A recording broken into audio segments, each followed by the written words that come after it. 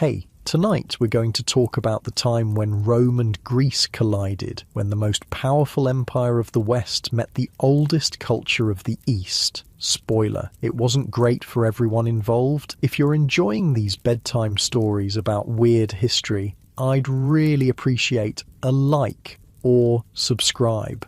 I'm curious where you're listening from. Drop a comment with your location and what time it is there. I know, you're trying to fall asleep and I'm about to tell you about wars and conquests. But trust me, it gets better. Now find a cozy spot, take a slow, deep breath and let your body sink into comfort as we journey back in time together. The year is 231 BC, and congratulations, you've just woken up in your small home in Athens, Greece. The good news, you're alive in one of the most cultured cities in the Mediterranean world. The bad news, your stomach is already cramping from hunger, and the thin wool blanket did little to keep you warm during the night. You push yourself up from your sleeping mat, your back aching from another night on the hard surface. Small bits of straw stick to your hair and clothing. The morning air is cool against your skin, and you can see your breath forming small clouds in the dim light, filtering through the single window of your modest home. As you step outside, the familiar sounds and smells of Athens greet you. The scent of baking bread mingles with the less pleasant odours of a city without proper sewage. Your sandals slap against the stone streets as you make your way toward the agora, the centre of Athenian life. You need to buy food, but more importantly, you need information. Athens isn't what it used to be. You've heard the elders tell stories of its golden age, when philosophers like Socrates, Plato and Aristotle walked these same streets, when the Parthenon was newly built and gleaming white instead of weathered, when Athens ruled the seas with its powerful navy. Those days are long gone. Now your city is just one of many Greek city-states caught in the endless political games between the larger Hellenistic kingdoms that emerged after Alexander the Great's death. To the north, Macedon under King Antigonus Doson is asserting its control. To the east, the Seleucid Empire stretches deep into Asia. To the south, Ptolemaic Egypt controls many islands and coastal territories. And far to the west, across the Adriatic Sea, a new power is rising, Rome. You've heard stories about these Romans. They're said to be a practical people, skilled in warfare and engineering, but lacking the sophisticated culture of Greeks. Most Athenians don't pay much attention to Rome. After all, what could these Western barbarians possibly want with Greece? Little do you know that events are already in motion that will bring these two worlds crashing together. As you enter the agora, the central marketplace is already bustling with activity. Merchants shout about their wares, citizens argue politics, and slaves carry goods for their masters. You approach a fruit seller, exchanging a few coins for some figs and olives. Your stomach grumbles appreciatively as you pop an olive into your mouth, the rich, salty flavour momentarily distracting you from your worries. Any news from the north? You ask the merchant, who always seems to know the latest gossip. The man leans forward, his breath heavy with garlic from his morning meal. They say the Illyrians are causing trouble again, raids on Greek merchant ships, bad for business. You nod thoughtfully. Illyria, the region across the Adriatic Sea from Italy, has long been a source of pirates and raiders, but this seems like a distant problem, nothing that would affect your daily life in Athens. If only you knew how wrong you were. The Illyrians, under their ambitious Queen Tutor, have indeed been raiding ships with increasing boldness. Among those ships are vessels belonging to Italian merchants from Rome, and Rome, unlike the fractious Greek cities, doesn't take kindly to threats against its commercial interests. In the Roman Senate, heated debates are taking place. The Republic is still recovering from its exhausting but victorious First Punic War against Carthage, but many senators are pushing for action against these Illyrian pirates. But you know nothing of this as you finish your simple breakfast and head toward the workshop where you labour as a craftsman. Your hands are calloused from years of working with tools, shaping metal into useful objects. Today you're working on a bronze lamp for a wealthy client, carefully hammering the soft metal into an elegant shape.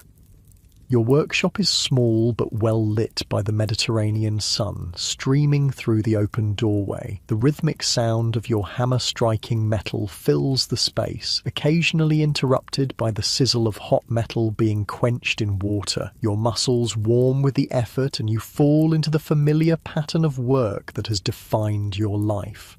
As the day progresses, you hear raised voices outside. Stepping into the street, you see a crowd gathering around a man who appears to be a merchant. His clothes are travel-worn and his face is red with anger or excitement. The Romans have sent an embassy to Queen Tutor, he announces to the growing crowd. They demand she stop the piracy or face consequences. Someone in the crowd laughs. What consequences? What can Rome do across the sea? The merchant shakes his head. Don't underestimate them. I've been to Italy. The Romans are not like us. They're organised, disciplined, and they hold grudges. You listen with mild interest, but the affairs of distant kingdoms and republics seem far removed from your daily struggle to earn enough drachmas to feed yourself. With a shrug, you return to your work, the future of the Mediterranean world temporarily forgotten amid the immediate concerns of completing your commission. Months pass, and the seasons change. The hot, dry summer gives way to the milder days of autumn. You continue your routine of work, occasional visits to the public baths, and evenings spent in conversation with friends at a local tavern. Life goes on as it always has. Then one day, startling news reaches Athens. One of the Roman envoys to Illyria has been killed, possibly on the orders of Queen Tutor herself. Even more shocking is what follows. Rome has declared war on Illyria and sent a massive force of 22,000 men and 200 ships across the Adriatic. This news causes a stir even in Athens. Such a force is impressive, and its deployment so far from Roman territory is unprecedented. You discuss it with your friends that evening over watered wine. "The Romans are fools," says one of your companions, a merchant who trades in olive oil. "They know nothing of the eastern seas. The Illyrians will make short work of them." "I'm not so sure," counters another, older man who once served as a soldier. "I've heard the Roman legions are formidable. They defeated Carthage after all." "But that was different," argues the first man. "This is not their territory. They don't understand our part of the world." You listen to the debate without offering an opinion. Politics has always seemed a dangerous game to you, best left to those with the wealth and connections to play it safely. Still, you can't help but feel a vague unease about these developments. That unease proves justified when, barely a year later, news arrives that the Roman campaign has been a complete success. Queen Tutor has been forced to accept humiliating peace terms, giving up much of her territory and agreeing to pay tribute to Rome. The Roman Republic now has a foothold across the Adriatic, much closer to Greece than ever before. For the first time, you begin to wonder if perhaps Athens, and all of Greece, should be paying more attention to this rising power in the West.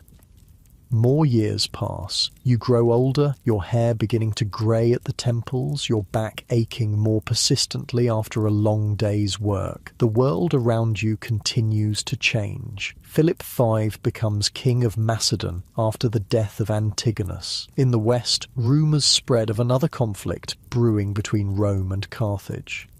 Then, in 218 BC, those rumours become reality. Hannibal, the brilliant Carthaginian general, crosses the Alps with an army that includes war elephants and invades Italy itself. All of Greece watches with interest as Rome faces its greatest challenge yet. You find yourself following the news of this distant war more closely than you would have imagined. Each report of a Carthaginian victory sends ripples of excitement through Athens, not because the Athenians particularly love Carthage, but because anything that humbles the increasingly powerful and arrogant Romans seems like good news. Hannibal defeated them at Lake Trasimene, announces one of your friends excitedly one evening. They say the Romans lost 15,000 men. And now he's in Italy itself, adds another. Imagine Rome could fall. The prospect seems to delight everyone in the tavern, everyone except the old soldier, who remains thoughtful. If Rome falls, he says quietly, what then? Do you think Carthage will leave Greece alone if they become the dominant power in the Mediterranean? His words cast a momentary pall over the celebration, but it's quickly forgotten as more wine is poured. Yet you find yourself pondering his question later that night as you lie on your sleeping mat, staring at the ceiling beams of your modest home. What you don't know, what no one in Athens yet knows, is that King Philip Theof of Macedon is asking himself the same question, but he's reaching a very different conclusion. Seeing Rome vulnerable, Philip decides to ally himself with Hannibal, hoping to expand Macedonian power while Rome is distracted. It's a fateful decision that will eventually bring Roman legions to Greek soil. The seasons turn into years. Reports from the west are confused and contradictory. Hannibal remains undefeated in the field, yet Rome somehow endures. The war drags on, and gradually attention in Athens turns to more immediate concerns. For you, those concerns include the increasing pain in your joints that makes your work more difficult each year, and the rising cost of food in the market. You're getting by, but barely. You've never married, you couldn't afford to support a family on your meagre earnings, and sometimes the loneliness weighs on you as heavily as your physical discomforts. Then one morning, as you're selecting vegetables at a market stall, a commotion erupts at the edge of the agora. A messenger has arrived, clearly having ridden hard to bring news. A crowd quickly gathers around him. You move closer, curious despite yourself. The messenger's voice carries across the market. Rome has defeated Carthage. Hannibal has been recalled to defend his homeland. The Roman general Scipio has invaded Africa itself. A murmur runs through the crowd. This is unexpected news. Despite all his victories, Hannibal has been outmaneuvered strategically, and Rome, rather than collapsing, has somehow found the strength to take the war to Carthaginian territory. What of King Philip? Someone asks. He allied with Carthage. The messenger's expression is grim. The Romans have not forgotten. Even now they prepare to turn their attention eastward. A chill runs down your spine despite the warm spring air. Suddenly, Rome doesn't seem so distant anymore. The First Macedonian War, as it will later be called, ends without much direct conflict between Roman and Macedonian forces. Rome, still focused on defeating Carthage, is content with a peace treaty that essentially maintains the status quo. But you and every other Greek with any political awareness knows it's only a temporary reprieve. And indeed, just 3 years after finally defeating Carthage at the Battle of Zama in 202 BC, Rome turns its full attention to the east. Complaints from Rhodes and Pergamon about Macedonian aggression give the Romans the pretext they need to declare war on Philip V. This time, there will be no half measures. The Second Macedonian War has begun. You're older now, approaching what Greeks consider old age. Your hands, once so skilled and strong, are gnarled with arthritis. You've had to take on an apprentice to help with the more demanding aspects of metalworking, but you still visit the agora daily, as much for the news and conversation as for supplies. And the news these days is all about Rome. They've landed at Apollonia, says a merchant who specialises in imported Italian wine. 20,000 legionaries under Consul Galba. The Aetolian League has allied with them against Philip, adds a sailor, fresh from the port of Piraeus, and there are rumours that Pergamon and Rhodes have contributed ships. You listen quietly, your heart heavy. The Greeks are doing what they've always done, fighting among themselves, inviting outside powers to help in their internal squabbles. It's how Philip of Macedon, Alexander's father, gained control of Greece a century and a half ago. Now history seems to be repeating itself, but with Rome in the role of conqueror. What of Athens, you ask? Where do we stand? The question brings uncomfortable silence. Athens, once the proud leader of the Delian League, the city that defied the Persian Empire, is now reduced to a minor player in the great game of Mediterranean politics. Your city has declared for Rome, seeing the Romans as preferable to Macedonian domination. But in truth, Athens has little choice or voice in the matter. As the war progresses, you follow the reports as best you can. The Roman consul Titus Quinctius Flamininus has taken command. Unlike his predecessors, he seems to understand Greek politics and speaks the language well. He declares that Rome comes not as a conqueror but as a liberator to free the Greek cities from Macedonian oppression.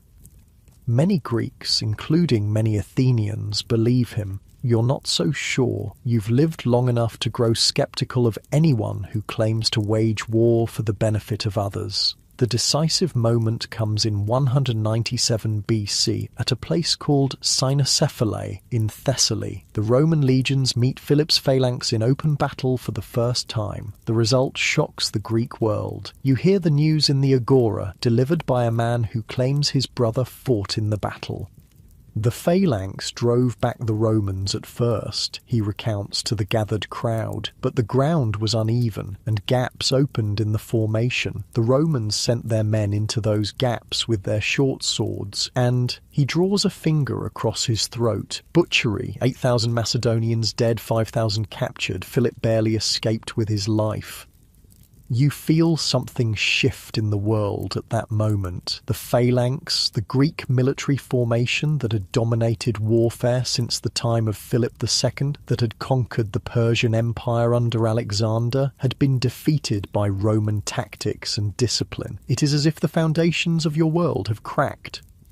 The terms imposed on Philip V are harsh. He must withdraw from all Greek territories, reduce his fleet to token size, and pay a massive indemnity to Rome. More importantly, he must become a Roman ally, effectively a client king. The next year, at the Isthmian Games, Flamininus makes a dramatic announcement that is soon reported throughout Greece. The Senate and people of Rome and their commander, Titus Quinctius, having defeated King Philip and the Macedonians in war, declare the following peoples free, without garrison or tribute, in full enjoyment of their ancestral laws: the Corinthians, Phocians, Locrians, Euboeans, Phthiatic Achaeans, Magnesians, Thessalians, and Parabians. The proclamation is met with such jubilation that they say birds flying overhead were stunned by the noise and fell from the sky. Greece is free, no longer under Macedonian control. But you, in your wisdom born of years, understand what many of your fellow Greeks do not. Freedom granted can also be freedom taken away. Rome may call itself a liberator, but it has no intention of leaving the Greek world to its own devices. This is not the end of Roman involvement in Greece, but merely the beginning. You're proven right far sooner than even you expected. Just 5 years after Cynocephalae, another power threatens Greece, Antiochus III, king of the Seleucid Empire, who has crossed into Europe with his army. Rome, now firmly established as the protector of Greek freedom, once again sends its legions eastward. The Aetolian League, previously Rome's ally against Philip, now switches sides and supports Antiochus. They've realised too late that they've merely exchanged one master for another, but it's a futile gesture. At Thermopylae, the same narrow pass where Leonidas and his 300 Spartans made their famous stand against the Persians, the Romans utterly defeat Antiochus and force him back to Asia. The Romans follow, crossing into Asia Minor and defeating Antiochus again at Magnesia in 190 BC. The Seleucid king is forced to abandon all his territories in Asia Minor and pay an even larger indemnity than was imposed on Philip. And the Aetolians? Rome makes an example of them. Their league is stripped of much of its territory and independence, reduced to a Roman client state. The message to the rest of Greece is clear. Opposition to Rome will not be tolerated. You watch all this unfold from Athens, your body growing frailer as the years pass. You rely more and more on your apprentice, who now does most of the actual metalworking while you supervise and teach. Your world has contracted to your workshop, your modest home, and the short walks between them. But your mind remains sharp, and you continue to follow the shifting politics of Greece and Rome. You see how Rome, having declared the Greeks free, nevertheless keeps its legions in strategic locations. How Roman advisors influence the policies of supposedly independent Greek cities. How Roman merchants and businessmen gradually gain control of more and more of the Greek economy. It is conquest by another name, slower but perhaps more thorough than outright military occupation.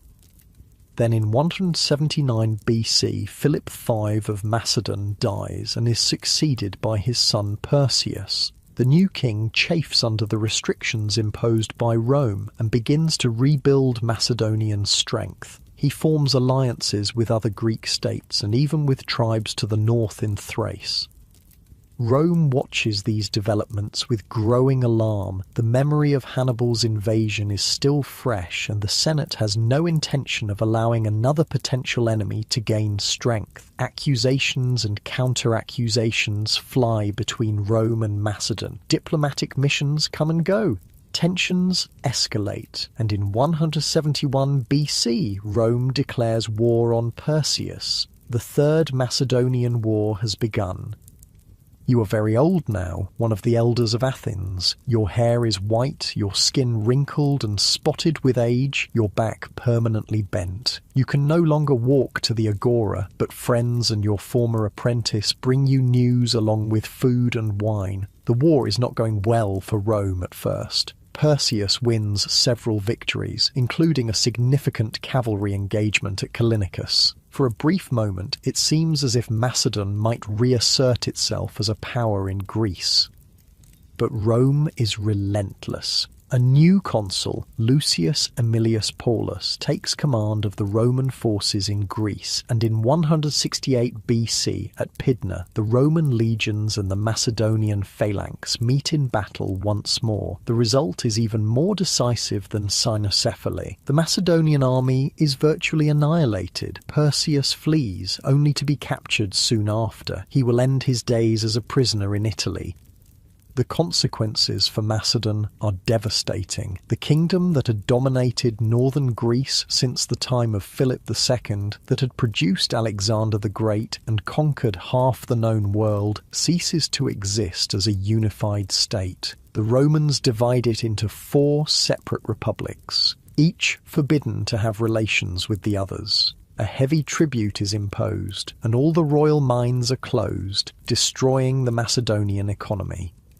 As for the rest of Greece, any city or league suspected of having sympathized with Perseus faces Roman retribution. 70 towns in Epirus are destroyed, and 150,000 people are enslaved. The message is brutally clear. Resistance is futile. You receive this news in your bed, where you now spend most of your days. Your former apprentice, now a master craftsman in his own right, sits beside you and holds your frail hand as he tells you what has happened. What will become of Athens, you ask, your voice barely above a whisper. Of Greece? He squeezes your hand gently. We will endure, as we always have. The Romans may control our bodies, but they cannot take our minds, our culture. Already they send their sons to study with our philosophers. They copy our art, our architecture. In time, perhaps we will conquer them in our own way. You smile weakly, wanting to believe him, but as you drift into sleep, you can't help but wonder if Greece will ever truly be free again. What you cannot know, as your eyes close and your breathing slows, is that the final act of the Roman conquest of Greece is yet to come, that the Achaean League will make one last, desperate bid for independence, that in 146 BC, the same year that Rome finally destroys Carthage, the consul Lucius Mummius will defeat the Achaean army at Corinth and raze that beautiful city to the ground, selling its population into slavery. With that act, all pretense of Greek freedom will end. Greece will formally become the Roman province of Achaea, directly governed by a Roman proconsul. But perhaps it's better that you don't live to see it. Better to die with at least the illusion that something of the old Greece, the Greece of Pericles and Socrates, of democracy and philosophy, might survive under Roman rule. As sleep overtakes you, your muscles relax and your breath slows. The weight of age lifts from your tired bones. For the first time in years, you feel no pain, no stiffness. Your breathing gets deeper, more rhythmic, matching the gentle cadence of waves lapping against the shore of the Aegean. The light fades, and you drift away, leaving behind a world in transition, a world where Greece's golden age is ending and Rome's is just beginning, a world where two great civilizations have collided and nothing will ever be the same. Your eyes open to the warm glow of morning light filtering through a small window. You're in a modest but comfortable home in Corinth, once one of the greatest trading cities of Greece. The year is 44 BC, exactly 100 years after Rome's final conquest of Greece. And your life straddles two worlds. The ancient Greek heritage of your ancestors and the Roman present that governs every aspect of your existence. The rough wool of your blanket scratches against your skin as you push yourself up from your sleeping pallet. Your bare feet touch the cool tiles of the floor, sending a slight shiver up your spine despite the warm air. Outside, you can already hear the city coming to life. The shouts of merchants, the rumble of cartwheels on stone streets, the distant sound of hammers from the shipyards. This Corinth is not the Corinth of old legends. That city was destroyed completely by the Roman consul Lucius Mummius in 146 BC, its buildings razed, its treasures carried off to Rome, its people sold into slavery. For nearly a century, the site lay abandoned, an empty warning of what happened to those who defied Rome's will. But you were born in the New Corinth, the Roman colony founded by Julius Caesar himself just 2 years before your birth. Your father, a Greek from Athens, came here seeking opportunity in the reborn city. Your mother was the daughter of an Italian merchant who settled here among the first colonists. You are, in your very blood, the merging of Greece and Rome that defines the world you live in. As you splash water from a clay basin onto your face, the coolness banishing the last vestiges of sleep, you contemplate the day ahead. You work as a scribe and translator in the office of a Roman official, using your fluency in both Greek and Latin to bridge the gap between the Roman administrators and the local Greek population. It's a respectable position that places you in the middle class of colonial society, neither rich nor poor, neither fully Roman nor entirely Greek. You dress quickly in a simple tunic, its style a blend of Greek and Roman fashions. The fabric is local, but the cut follows the current trend in Italy. Around your shoulders, you drape a light cloak, protection against the morning chill that will burn off once the sun rises higher.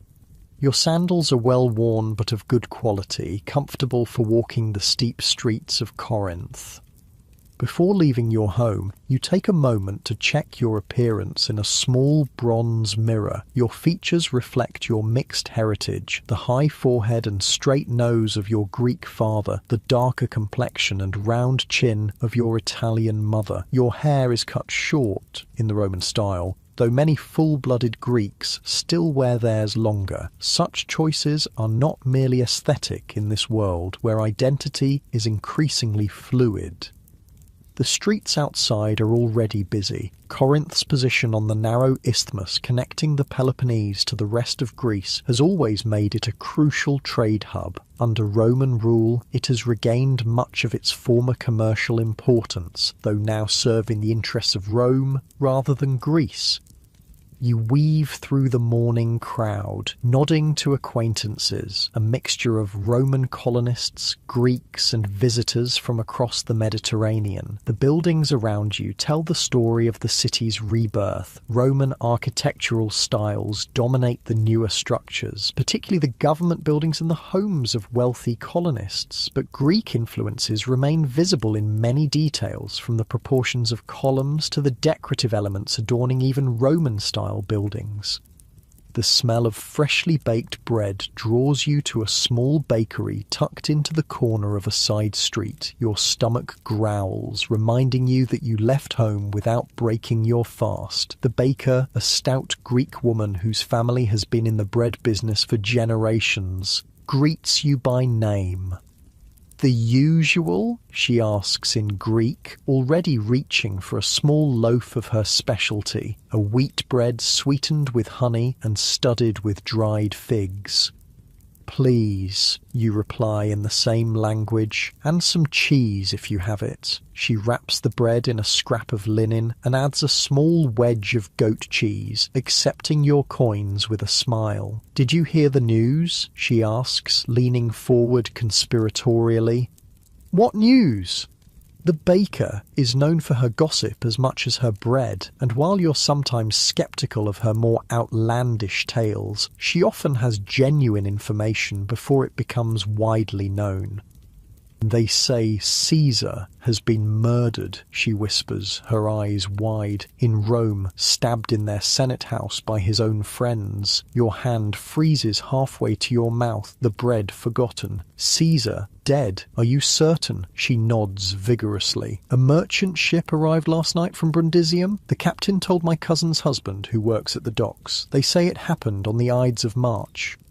Your mind races. Julius Caesar, conqueror of Gaul, victor in Rome's civil war, dictator of the Republic, and the founder of this very colony where you live, assassinated by his fellow Romans. If true, this is momentous news that will affect the entire Mediterranean world, including your corner of it.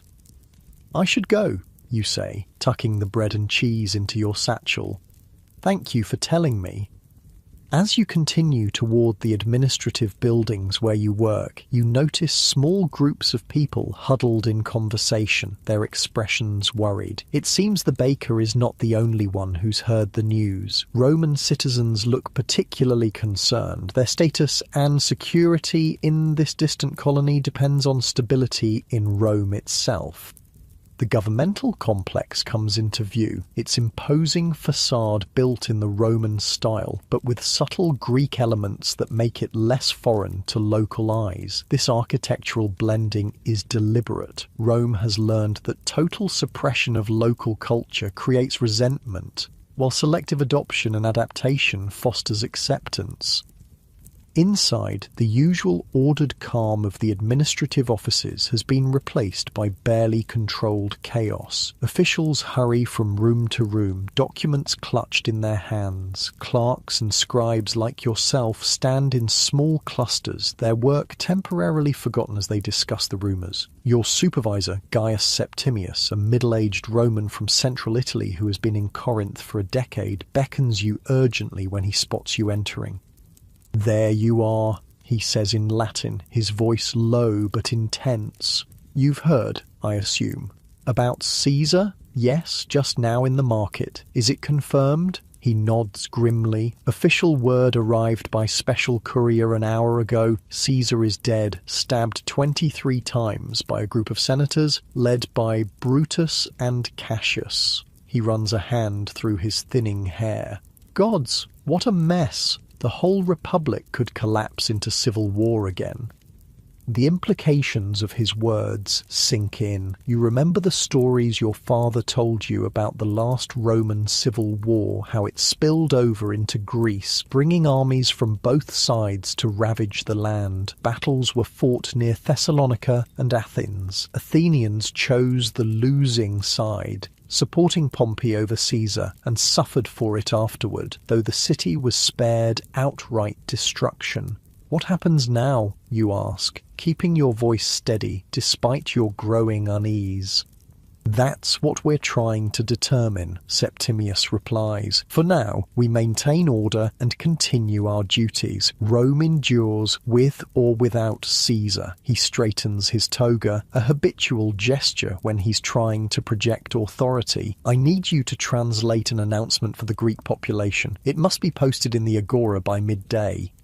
You nod, accepting the tablet he hands you. The Latin text is brief but carefully worded, acknowledging Caesar's death while emphasizing that Roman authority in the province remains unchanged. There is no mention of who might succeed the dictator or what political changes might follow in Rome. As you settle at your desk to craft a Greek translation that captures both the letter and spirit of the announcement, your mind wanders to the larger questions raised by Caesar's assassination. You've lived your entire life in a world dominated by Rome, as did your parents before you. The Greek independence your grandparents might have remembered in their youth seems like ancient history. Yet beneath the surface of Roman rule, Greek culture has not just survived, but in many ways thrived. The Romans may have conquered Greece militarily and politically, but they've also been captivated by Greek art, literature, philosophy, and science. As the Roman poet Horace famously observed, "Captured Greece has captured her fierce conqueror." You see this cultural exchange daily in your work as a translator. Roman officials study Greek philosophy and send their children to be educated by Greek tutors. Greek architects and artists find eager patrons among wealthy Romans. Even the religions have begun to blend, with Roman gods identified with their Greek counterparts, Jupiter with Zeus, Mars with Ares, Venus with Aphrodite. Your translation complete, you hand it to a clerk for copying onto the official announcement boards. Then, at Septimius's direction, you spend the rest of the morning drafting letters to minor officials in outlying villages, informing them of Caesar's death and instructing them to maintain order. By midday, your hand is cramped from hours of careful writing. Septimius, seeing your discomfort, dismisses you for a meal break. "Take an hour," he says. "Clear your head, but don't go far. We may need you this afternoon if there are developments." Grateful for the respite, you step out into the bright sunlight of a spring day. The main forum is crowded now, people gathered around the announcement boards where your translation has been posted. The mood is tense but not panicked. Corinth has prospered under Roman rule, and while few here would have personally loved Caesar, stability is good for business. You find a small wine shop with a view of the forum and order a cup of watered wine and a plate of olives to go with the bread and cheese from the morning. The shopkeeper, recognizing you as someone who works in the administration, offers a small discount. "Troubling news," he comments as he pours your wine. "What do you think will happen now?" You choose your words carefully. As a government employee, your opinions carry weight, and in uncertain times, careless talk can be dangerous. Rome has weathered crises before, you say diplomatically. The Republic will continue. But even as you speak, you wonder if that's true. Caesar had been making himself increasingly powerful, taking on titles and honours unprecedented in Roman history. Some feared or hoped he planned to make himself king, a title detested in the Roman Republic since the overthrow of the monarchy 5 centuries earlier. Was his assassination a last defence of Republican values, as the killers would no doubt claim, or merely another power play in Rome's increasingly factional politics? And what of Mark Antony, Caesar's loyal lieutenant, or Octavian, Caesar's young grandnephew and adopted son? They would surely seek vengeance against the assassins. The pieces are in place for another civil war, and Greece, your home, lies directly between Rome and the eastern provinces where Brutus and Cassius have fled. Your thoughts are interrupted by a commotion in the forum. A centurion from the small garrison that maintains order in Corinth is addressing the crowd, his voice carrying across the open space. "Citizens of Rome, allies and provincials," he calls out in accented but understandable Greek, "be assured that the peace and security of Corinth remains our highest priority. All garrison troops are on alert. The night curfew will be strictly enforced until further notice. Anyone spreading disorder or rebellion will be dealt with harshly." The crowd receives this announcement with murmurs rather than protests. Most people here, Greek and Roman alike, value the Pax Romana, the Roman peace that has brought prosperity to the region after centuries of warfare between rival Greek states. You finish your meal quickly and return to the administrative complex. As you expected, the afternoon is busy with additional correspondence and translations. Sunset finds you still at your desk, eyes strained from hours of detailed work by increasingly inadequate light. "Enough," Septimius says finally, noticing your fatigue. "Go home, rest. Tomorrow will be another long day." The streets are quieter than usual as you make your way home, the normal evening bustle subdued by uncertainty and the enhanced military presence. Torches at major intersections cast flickering light and long shadows. Roman soldiers patrol in pairs, their armour glinting in the torchlight, hands resting on the hilts of their swords. You reach your home without incident and light an oil lamp, its gentle glow filling the single room with warm light and the faint scent of olive oil. The day's events have left you mentally exhausted, yet your mind continues to churn with questions about what might lie ahead. A rap at your door startles you from your thoughts. Cautiously, you open it to find Timaeus, a childhood friend who now works as a merchant's assistant specializing in the wine trade between Greece and Italy. "May I come in?" he asks, glancing over his shoulder at the empty street. You step aside to admit him, curious about this unexpected visit. Timaeus is normally cheerful and open, but tonight his expression is serious, his movements tense. "Have you heard anything more?" he asks without preamble. "About what's happening in Rome?" "Nothing beyond the official announcement," you reply, pouring him a cup of water from your clay pitcher. "Caesar is dead, killed by conspirators led by Brutus and Cassius. The government continues to function. That's all we know for certain." Timaeus takes the cup, but doesn't drink. "There's talk in the merchant quarter," he says, lowering his voice despite the privacy of your home. "Some say this could be an opportunity." "An opportunity for what?" You keep your tone neutral, though a sense of unease begins to creep up your spine. "For Greece." His eyes meet yours, intense and searching. "For independence. If Rome falls into civil war again, their grip on the provinces will weaken. This could be our chance to reclaim what was lost a century ago."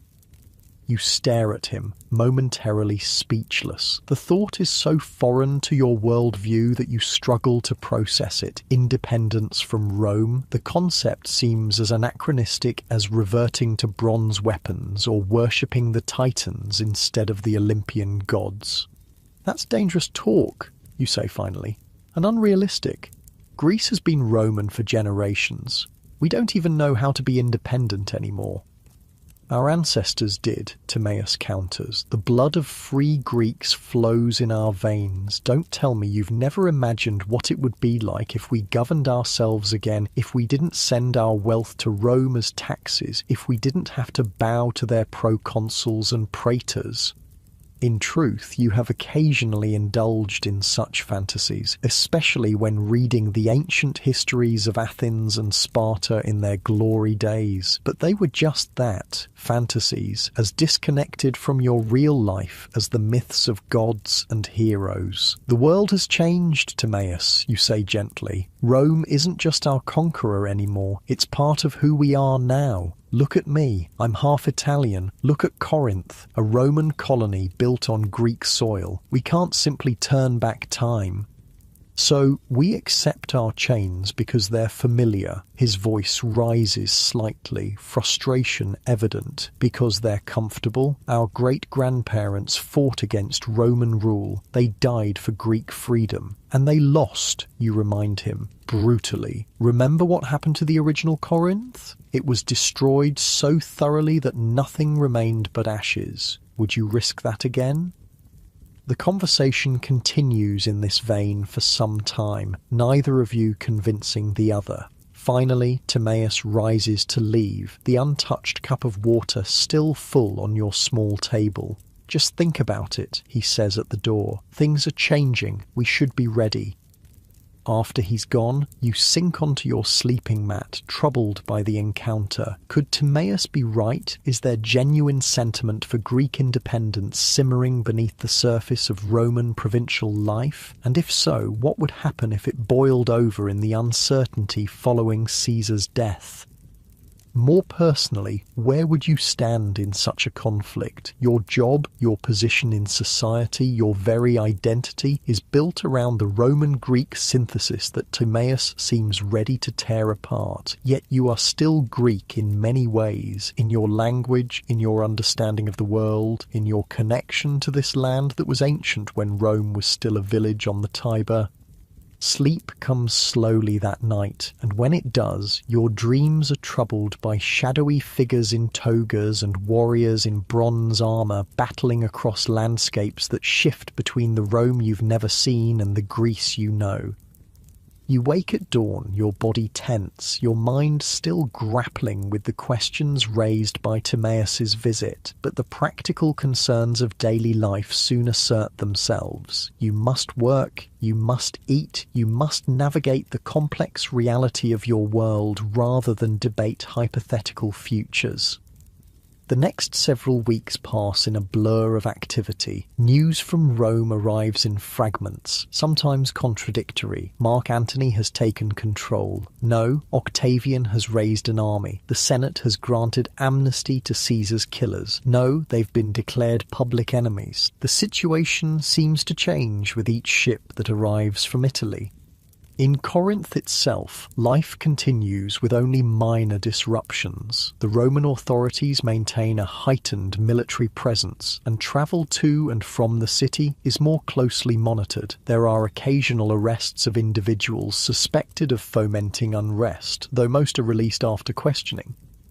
You see Timaeus only in passing during this period, and your conversations are limited to brief public exchanges. Whether he is continuing to explore ideas of Greek independence, you don't know, and part of you prefers it that way. Your position in the administration makes any association with potential rebellion dangerous, not just to yourself, but to him as well. Then, nearly 2 months after Caesar's death, definitive news arrives from Rome. The second triumvirate has been formed, an alliance between Mark Antony, Octavian and Lepidus, pooling their resources and authority to hunt down Caesar's assassins and restore order to the Republic. Their first act is a series of prescriptions, death lists targeting not only those directly involved in Caesar's murder, but also political opponents and individuals whose wealth could fund the triumvir's armies. Hundreds of Roman senators and equities are executed, their property confiscated.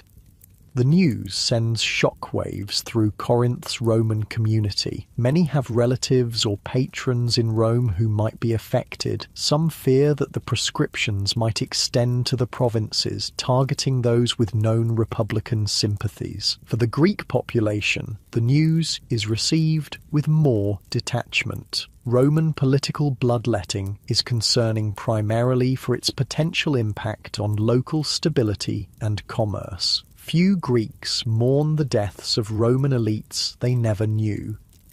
But the next ship from Italy brings news that affects everyone. Brutus and Cassius have fled to the eastern provinces and are raising massive armies. The triumvirs are preparing to pursue them. Greece, lying directly in the path between Rome and the east, will inevitably become a battlefield once again. Your supervisor calls a meeting of all staff in the administrative complex. His face is grave as he addresses you in the atrium, his voice echoing slightly off the marble columns. "We have received instructions from Rome," he announces. "The province is to prepare for the arrival of troops loyal to the triumvirs. Supplies are to be stockpiled, roads maintained, harbour facilities made ready. This will require additional taxation and labour obligations from all communities." A murmur runs through the assembled staff. Everyone understands what this means. The burden of Rome's civil war will fall heavily on the provinces, as it always does. Greek farmers will feed Roman soldiers. Greek labourers will build Roman fortifications. Greek merchants will watch their overseas trade disrupted by naval operations. Additionally, Septimius continues, there have been reports of agitation in some areas, talk of using Rome's internal conflict as an opportunity for provincial rebellion. His gaze sweeps across the room, lingering momentarily on you and other staff of Greek descent. Such talk is treason, and will be dealt with accordingly. Anyone with information about seditious activities is obligated to report it immediately. Your thoughts fly to Timaeus and your conversation months ago. Was it just idle talk, or has he become involved in something more serious? And if he has, what is your duty to your friend, to your employer, to your divided heritage? The meeting concludes with assignments of additional duties to handle the increased administrative load. As a skilled translator, you are tasked with preparing communications to the Greek communities throughout the region, explaining the new requirements and encouraging compliance. The work is grueling and thankless. Each night you return home exhausted, your writing hand cramped, your mind numbed by hours of crafting language that softens harsh demands without diluting their essential message. Pay these taxes, provide these supplies, offer your sons as auxiliary troops, all for a war between Romans that will determine which Roman masters rule over you. 2 weeks into this new routine, you're walking home in the fading light of evening when a hooded figure steps from a shadowed doorway into your path. Your hand moves instinctively to the small knife at your belt. Street crime is rare in Corinth, but not unknown. "Don't you recognize me?" The figure pushes back his hood just enough for you to see his face in the dim light. It's Timaeus, though thinner than when you last saw him, with dark circles under his eyes.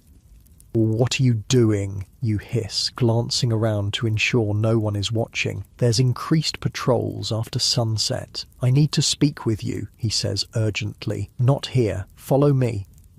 Every instinct tells you to refuse, to continue home and pretend this encounter never happened. But curiosity and concern for your old friend override caution. You follow as he leads you through narrow side streets to a small, run-down shrine to Poseidon that dates from before the Roman rebuilding of Corinth.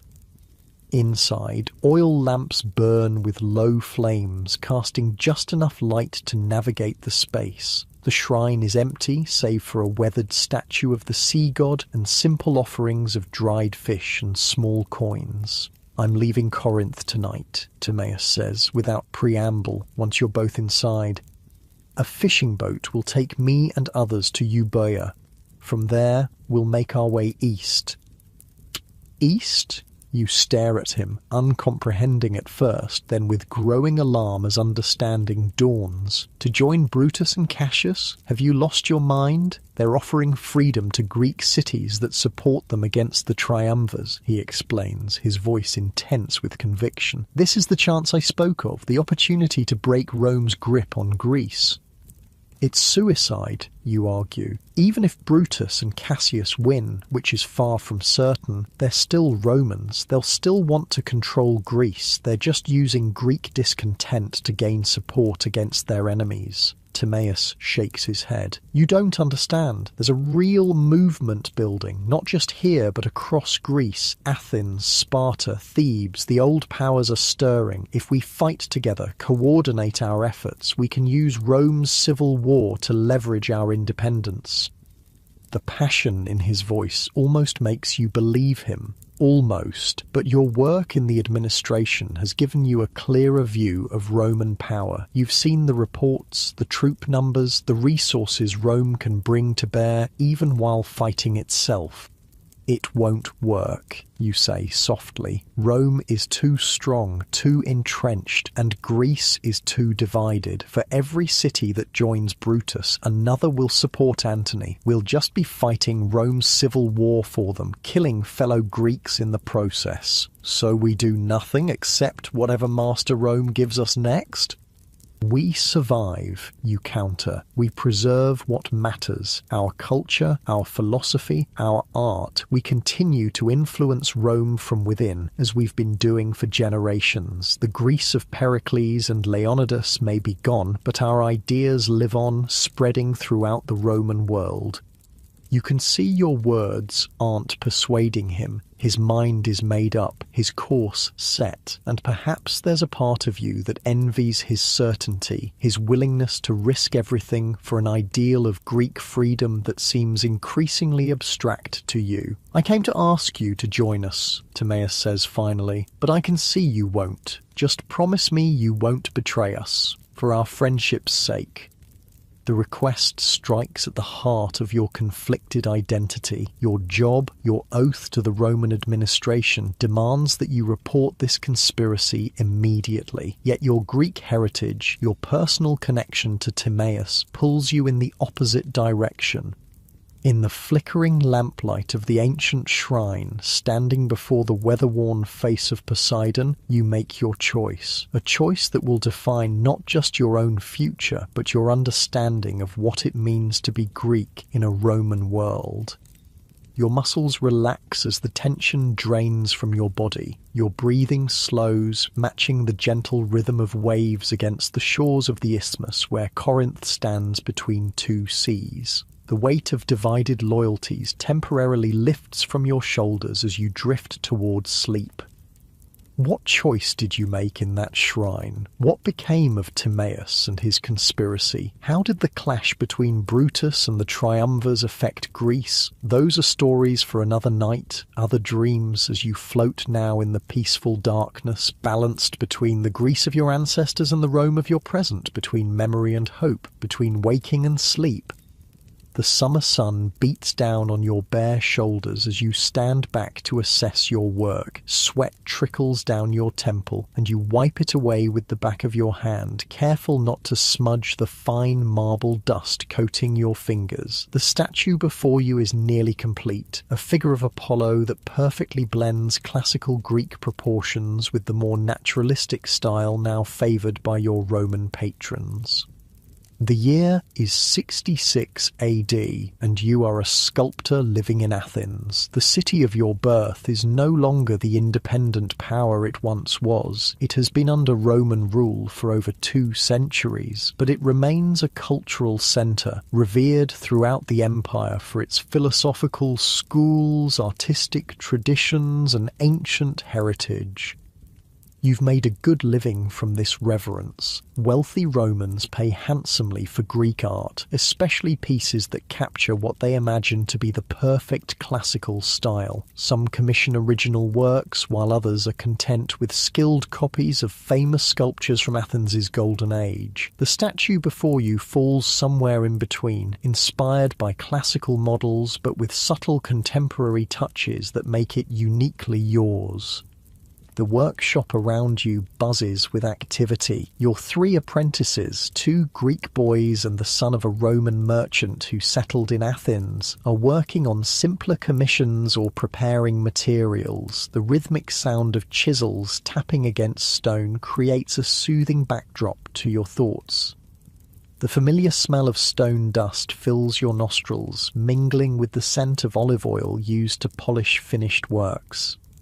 Your current project is more significant than most. The Apollo is commissioned for the villa of a Roman official who serves in the imperial household. It must be perfect not just for your reputation, but because all of Athens is eager to impress right now. Emperor Nero himself is coming to Greece.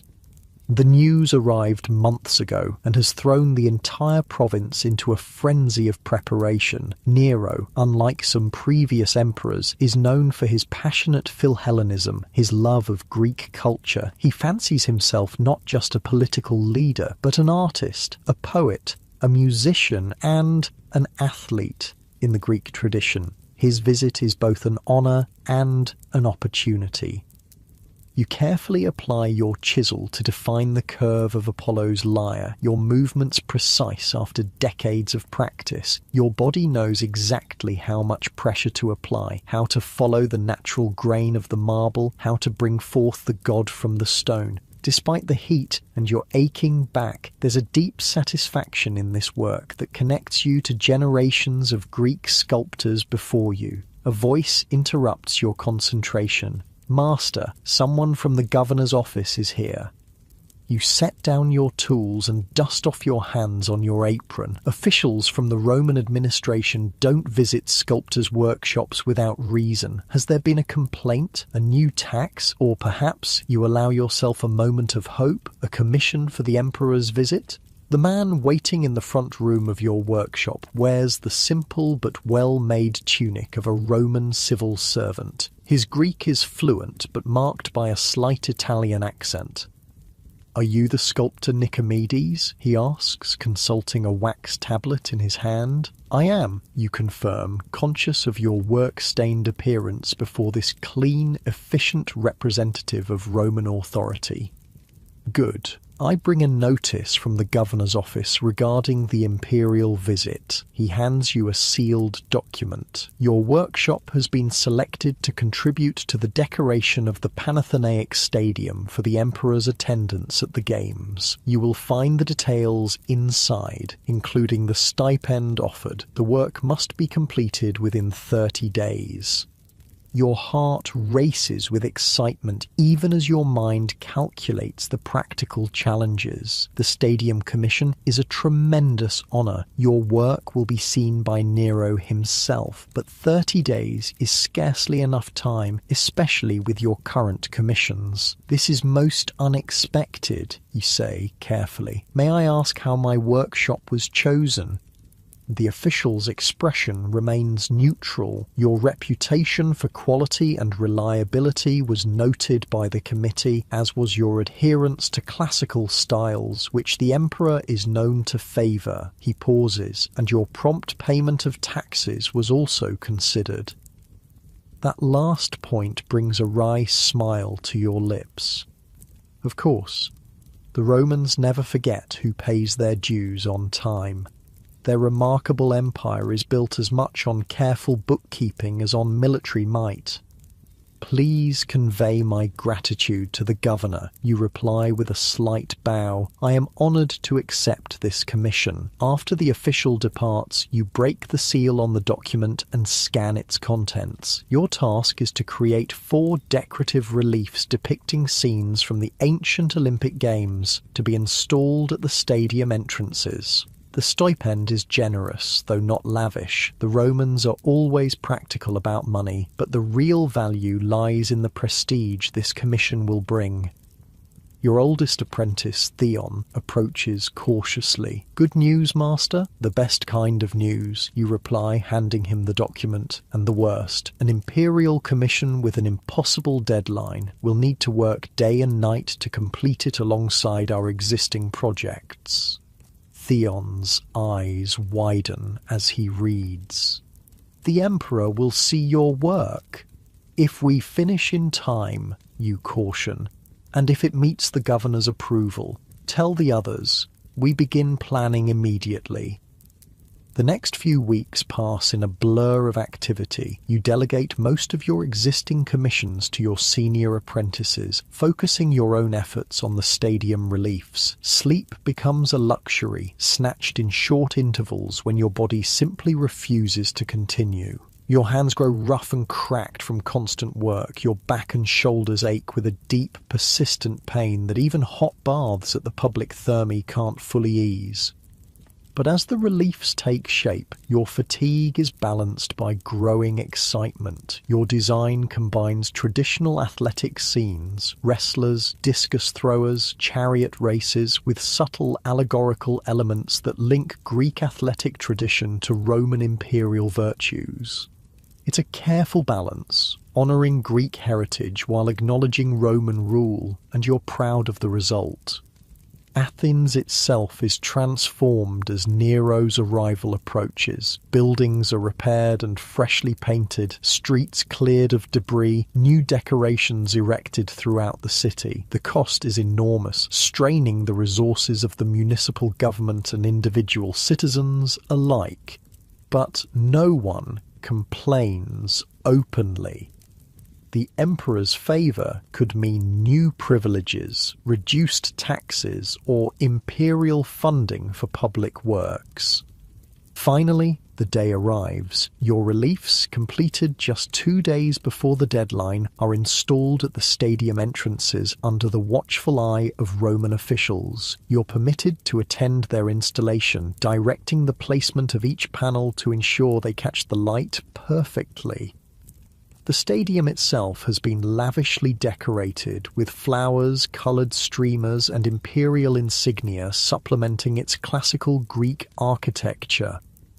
You return home exhausted but satisfied, collapsing onto your sleeping couch without even removing your dusty work clothes. Tomorrow, Nero enters Athens, and the entire city will turn out to welcome him. You've done your part, creating work that honours both your Greek heritage and your Roman present. Now you can only hope the emperor approves. The sound of trumpets wakes you at dawn. For a moment, you're disoriented. Usually, it's the crowing of neighbourhood roosters that marks the day's beginning. Then you remember the imperial procession. Nero is entering Athens today. You dress hurriedly in your finest chiton, a garment reserved for festivals and important social occasions. It's been months since you've worn anything but work clothes, and the clean, lightweight fabric feels strange against your skin. Your wife, Theodora, helps fasten your best cloak, the one with the subtle embroidery around the edge that marks you as a citizen of some standing. "You look distinguished," she says, smoothing the fabric across your shoulders, "like a proper Athenian gentleman, not a dusty stone carver." You smile at her teasing. Theodora comes from a family of modest merchants and has always balanced respect for your artistic skill with gentle mockery of artistic pretensions. 20 years of marriage have only sharpened her wit. "Distinguished enough to catch the emperor's eye?" you ask, only half joking. She adjusts your cloak one final time. Let's hope he's too busy looking at your reliefs to notice the sculptor. Imperial attention isn't always a blessing. Her caution is well-founded. Though Nero is known for his Philhellenism, he's also known for his unpredictability and occasional cruelty. Still, the potential benefits of imperial favour outweigh the risks, at least in your mind. The streets are already crowded as you make your way toward the city's main gate where the emperor will enter. People from all walks of life, citizens and non-citizens, Greeks and foreigners, freed people and slaves permitted by their masters to attend, press together in excited anticipation. The air buzzes with conversation in multiple languages, though Greek predominates here in Athens, even after centuries of Roman rule. You find a spot with a decent view, standing beside a spice merchant you know from the Agora and his family. The sun climbs higher, beating down on the assembled crowd. People shift restlessly, children whine, vendors weave through the throng selling water and small snacks. The wait stretches from minutes to hours. Then, finally, a distant cheer announces the approach of the imperial procession. The crowd around you surges forward, and you brace yourself against the pressure. Trumpets sound again, much closer now, and the cheering grows louder as the procession comes into view. First come the standard bearers, carrying the eagle insignia of Rome and the emperor's personal standard. Behind them march a contingent of the Praetorian Guard, the elite soldiers who serve as the emperor's personal protectors. Their armour gleams in the sunlight. Their steps perfectly synchronized, their expressions impassive beneath their helmets. The display of Roman military discipline is impressive and intimidating, a reminder of the power that underlies all the cultural appreciation. Next come local officials, the Roman governor and his staff, followed by Athens' own archons and council members. They walk with careful dignity, aware of their position as intermediaries between imperial authority and local population. And then a ripple of excitement passes through the crowd as the emperor himself appears. Nero rides in an ornate chariot, wearing a purple-bordered toga and a crown of golden laurel leaves. At 30, he is in his physical prime, though perhaps a bit softer than the ideal athletic build so valued in Greek sculpture. His face is full, his expression one of practiced benevolence as he acknowledges the cheering crowd with raised hand. The emperor is followed by his enormous entourage, advisors, servants, entertainers, and more soldiers. The procession seems endless, a deliberate display of Roman wealth and power that contrasts with the more austere triumphs of classical Athens. As Nero passes your position, you join in the rhythmic chanting that has broken out around you. Hail Nero, friend of the Hellenes, hail Apollo incarnate. The titles are flattering exaggerations, of course, but they appeal to the emperor's well-known vanity and his fancy that he embodies the spirit of Apollo, god of music, poetry, and light. The procession continues through Athens' streets, eventually reaching the Acropolis, where religious ceremonies will welcome the emperor. You don't follow. The hilltop sanctuary will be restricted to officials and priests today. Instead, you return home to prepare for the public games scheduled to begin tomorrow at the Panathenaic Stadium, where your reliefs now stand. That evening, Athens buzzes with activity. The city is hosting not just the emperor, but also his entire court and the many visitors drawn by the imperial presence. Every inn is full, private homes have opened their doors to paying guests, and the streets remain crowded well into the night. From your courtyard you can hear snatches of music and laughter from nearby taverns where people celebrate the emperor's arrival. You should be resting. Tomorrow will be another long day, but excitement keeps you awake. You sit with Theodora in the courtyard, drinking watered wine and discussing the day's events. They say he plans to compete himself in the games, Theodora remarks, not just attend as a spectator. You raise your eyebrows in surprise. Compete? A Roman emperor participating in Greek games? That's unprecedented. Unprecedented and inappropriate, according to some, she replies. I overheard some elders at the market complaining. The games are meant for Greek citizens, not foreigners, even imperial ones. You consider this. The exclusive nature of many Greek competitions has indeed been a point of pride, a way of maintaining Hellenic identity under foreign rule. But pragmatism suggests a different view.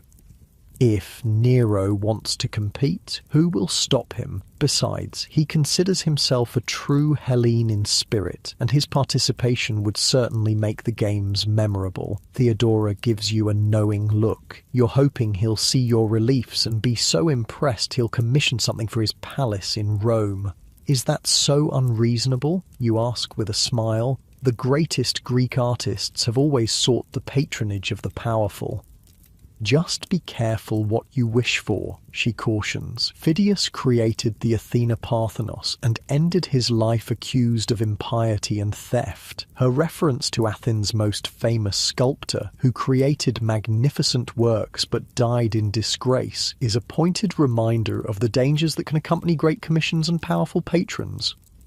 The next morning, you join the crowds heading to the Panathenaic Stadium. The U-shaped structure, nestled between two hills, has been renovated several times since its original construction, most recently with marble seating funded by a wealthy Roman donor eager to demonstrate his Philhellenism. Today, every seat is filled and the atmosphere crackles with anticipation. Your heart swells with pride as you pass beneath one of your relief panels at the entrance. Several people pause to admire the work, pointing out details to their companions. You resist the urge to identify yourself as the sculptor, maintaining the dignified anonymity expected of an Athenian citizen in public.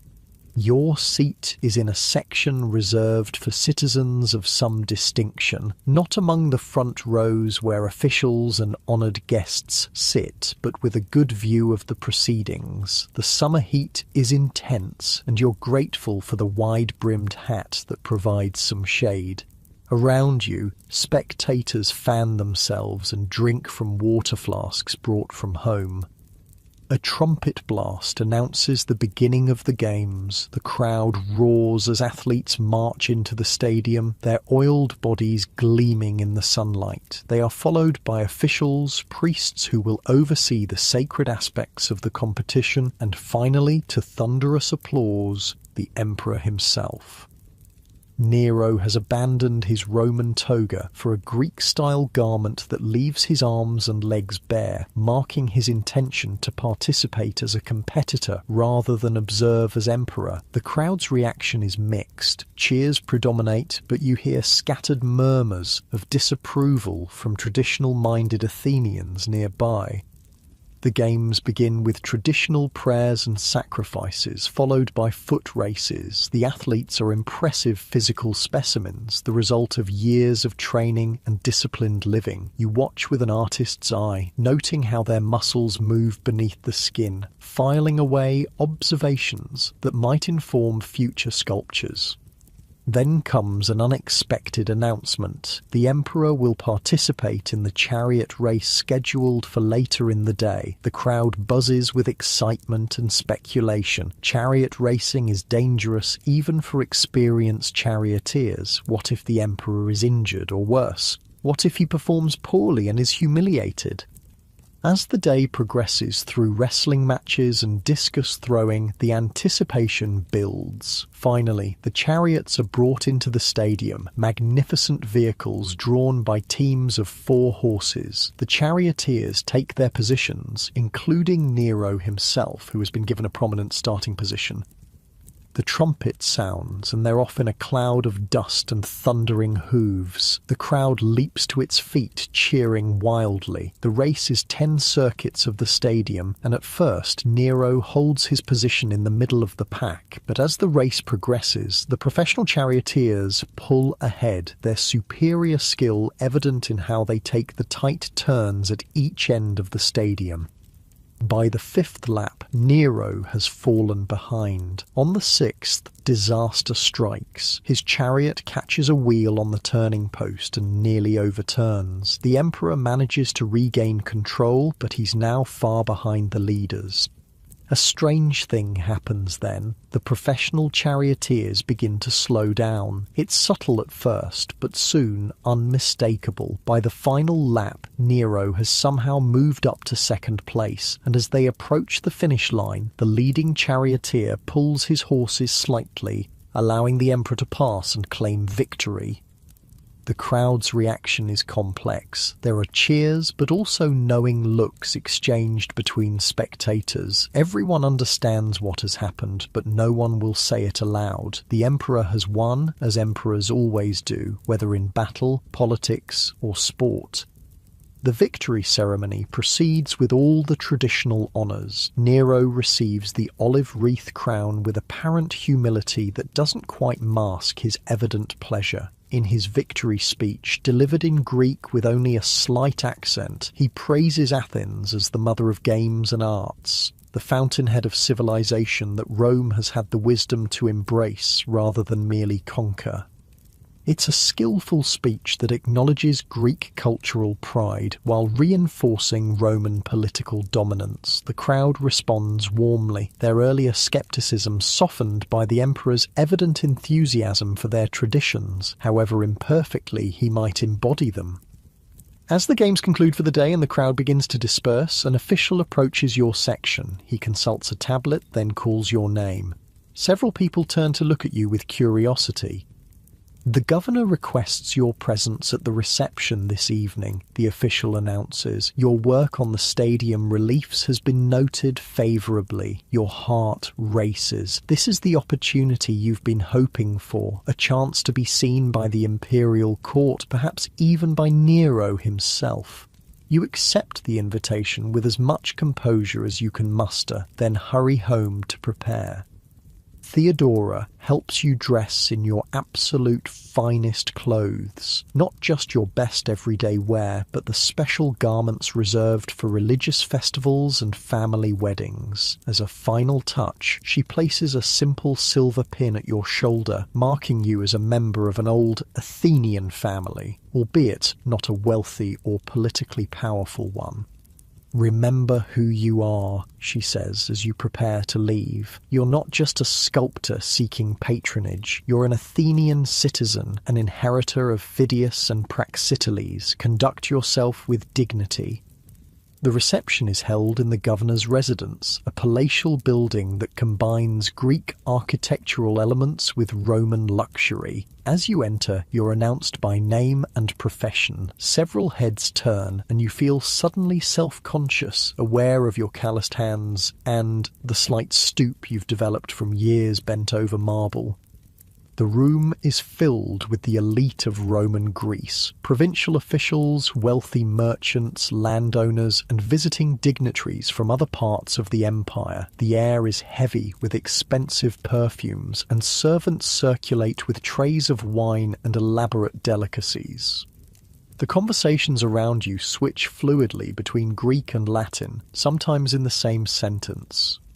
For the first hour, you circulate cautiously, accepting congratulations on your stadium reliefs from those who recognize your name. You're careful with the undiluted wine, knowing that a clear head is essential in such company. You observe the social dynamics with an artist's eye. The deference shown to Roman officials, the careful self-assurance of wealthy Greeks, the subtle competition for attention and favour. Then a stir at the entrance announces the arrival of Nero himself. The emperor has changed from his athletic garb into formal attire that artfully blends Roman and Greek elements. The room immediately reorganizes itself around him, like iron filings aligning with a magnet. The governor begins presenting selected guests to the emperor. To your surprise and nervousness, you hear your name called relatively early in the process. You step forward, head appropriately bowed but not servile, as Theodora would expect. "Ah, the sculptor," Nero says in Latin, then switches to Greek. "Your work at the stadium captured the true spirit of the games. You understand the body in motion as well as any of your classical predecessors."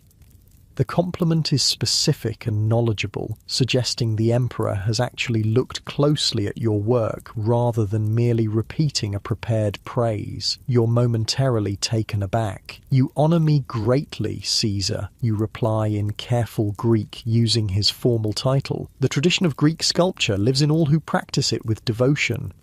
Nero nods approvingly at your response. "I have always believed that Greek art represents the pinnacle of human achievement. Rome provides the structure, law, order, roads, aqueducts, but Greece provides the soul, the beauty." He gestures expansively. "That's why I've decided to grant Greece a special status within the empire." A murmur runs through the assembled guests. This is new information, apparently being revealed for the first time.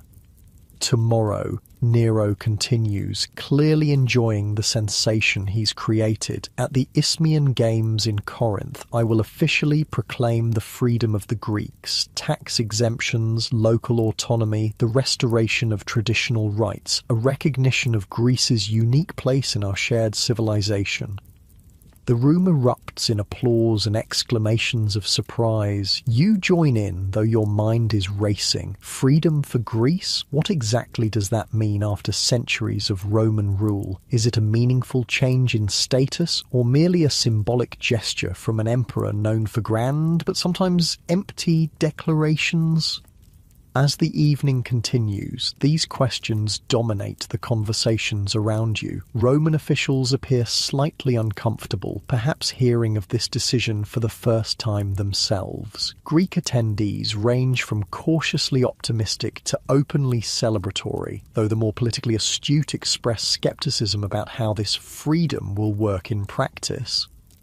You remain at the reception until it would be impolite to stay longer, then make your way home through Athens' darkened streets. The city seems different somehow, as if Nero's announcement has changed its very atmosphere. Or perhaps it's just your perception, altered by wine and unexpected elevation to the emperor's notice. Theodora is waiting up for you, eager to hear about the evening. You describe everything: the opulent setting, the social dynamics, your brief interaction with Nero, and most importantly, his surprising announcement. "Freedom for Greece," she repeats thoughtfully. "What do you think he means by that?"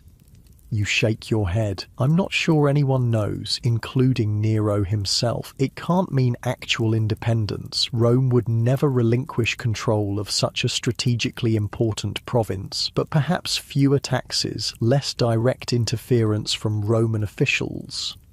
"Which would still be welcome," Theodora points out.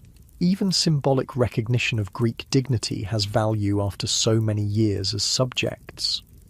You nod in agreement, then describe the rest of the evening, including several potential commissions from wealthy Romans impressed by your stadium reliefs. Theodora listens attentively, offering practical observations about which opportunities seem most promising. Finally, exhaustion overtakes you. You've been running on excitement and nervous energy for weeks, and the strain is catching up. Your eyes grow heavy as you sit talking in the courtyard, the cool night air a relief after the day's heat. "You need to rest," Theodora says, noting your drooping eyelids. "Tomorrow will bring new challenges, Emperor's proclamation or not." Inside your sleeping chamber, you stretch out on the comfortable mattress with a sigh of relief. Your body aches from standing all day at the games, and your mind is still processing the implications of Nero's announcement. But as tired as you are, sleep doesn't come immediately. You find yourself reflecting on your position in this complex, evolving world where Greek and Roman identities increasingly intertwine. You're a Greek sculptor working in traditional forms, yet adapting to Roman tastes. You're an Athenian citizen proud of your heritage, yet you benefit from the stability and opportunities the empire provides. You speak Greek in your home and with friends, yet you understand Latin well enough to communicate with Roman clients. Is this the future of Greece? Not independence, but a special status within the Roman world, preserving cultural identity while accepting political reality? Is Nero's promised freedom a step toward greater dignity for Greeks, or simply a new form of the same underlying relationship? These questions have no simple answers, but as you ponder them, your thoughts grow increasingly diffuse. The sounds of nighttime Athens, distant conversations, the occasional bark of a dog, the soft rustle of breeze through the courtyard plants blend into a soothing backdrop. Your breathing deepens, your muscles relax, and finally, sleep claims you. In your dreams, you sculpt a figure that is neither fully Greek nor fully Roman, but something new emerging from the marble, a vision of a future still taking shape, just as your chisel reveals the form hidden within the stone. Morning light filters through the olive trees outside your study, casting dappled shadows across your scrolls. The gentle breeze carries the scent of cypress and distant sea salt through the open windows. You take a deep breath, savouring this quiet moment before your students arrive. Athens in the spring is truly beautiful, especially in these peaceful times under the rule of Emperor Hadrian. The year is 128 AD, and you are a philosopher and teacher in Athens. At 55, your hair and beard have turned silver, but your mind remains sharp, your passion for knowledge undiminished. You've spent your life immersed in the works of Plato, Aristotle, and the Stoics, building a reputation that draws students from across the Roman Empire to study with you. Your modest home on the slopes of the Areopagus Hill has become a place of learning and discourse. The main room where you teach faces east to catch the morning light, its walls lined with shelves holding scrolls and codices, the newer bound form of books that some of your Roman students prefer. Simple wooden benches arranged in a semicircle await today's class. A table holds your teaching materials, wax tablets for notes, a water clock to mark time, and a small bust of Socrates worn smooth in places from years of thoughtful touches. You arrange your chiton, the traditional Greek garment you prefer, over Roman dress, despite the fashion among some Athenians to adopt toga-inspired styles. After so many years, the soft draped fabric feels like a second skin. Around your shoulders you place a hymation of finer wool, dyed a deep blue that marks your status as an established teacher without appearing ostentatious. Your first student arrives precisely as the water clock marks the hour. Marcus Cornelius is the son of a wealthy Roman official posted to Athens. At 18, he shows genuine promise, combining Roman pragmatism with a growing appreciation for Greek philosophical inquiry. He greets you in fluent Greek, though his accent still reveals his Italian origins. "Good morning, teacher. I've completed the reading on Aristotle's Ethics you assigned." "Excellent, Marcus. We'll discuss it once the others arrive." More students filter in over the next quarter hour, a mix of Greeks and Romans, mostly young men, but including 2 Greek women from prominent Athenian families. Your class reflects the cosmopolitan nature of Athens under Hadrian's rule, where cultural boundaries blur and intellectual pursuit unites people of different backgrounds. By the time you begin the day's lesson, 12 students sit before you, their expressions attentive and expectant. You start, as always, with a question rather than a lecture. Aristotle speaks of eudaimonia, often translated as happiness or well-being, as the highest good. But is this the same as pleasure? Can one live a good life without pleasure? Consider this carefully. The familiar rhythm of philosophical discourse unfolds as students offer their thoughts. You guide rather than dictate, asking probing questions that challenge assumptions and encourage deeper thinking. The Greeks tend to reference their cultural traditions, while the Romans often bring a more practical perspective, creating a rich exchange of ideas. As the discussion progresses, your mind briefly wanders to how much Athens has changed during your lifetime. When you were born, the city was still recovering from centuries of decline following the Roman conquest. Its monuments were crumbling, its population diminished from its classical heights. The Romans valued Greek culture but treated actual Greeks with a mixture of respect for their past and condescension for their present.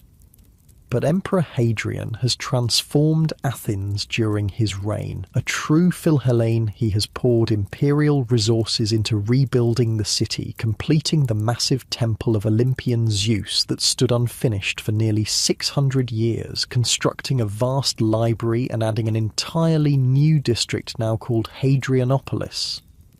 More importantly, he's elevated the status of Greeks within the empire, creating the Pan-Hellenian, a league of Greek cities that celebrates Hellenic identity while remaining loyal to Rome. Your thoughts return to the present as Marcus poses a particularly insightful question about the relationship between virtue and happiness. The morning session passes quickly, the intellectual energy in the room almost palpable as ideas are proposed, examined, and refined.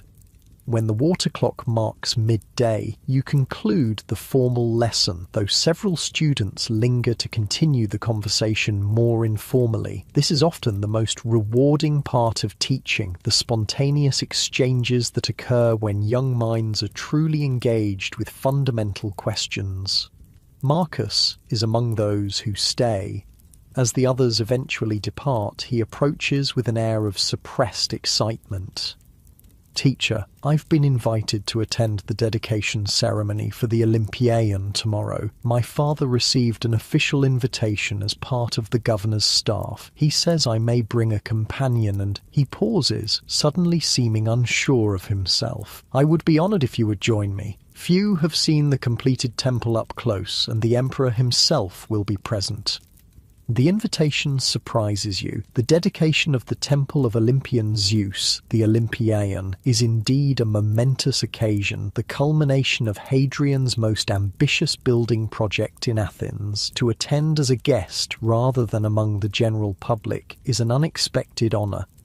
That's very thoughtful, Marcus. I would be pleased to accompany you. You stroke your beard thoughtfully. The completion of the temple is truly historic. Pisistratos began its construction nearly 700 years ago. Generations of Athenians have seen only an unfinished monument. Marcus nods eagerly. My father says it symbolises the union of Greek culture and Roman power. What neither could accomplish alone, they have achieved together. The observation is politically astute, no doubt reflecting his father's perspective. You offer a measured smile in response. An interesting interpretation. Let us see what impressions the temple itself gives us tomorrow.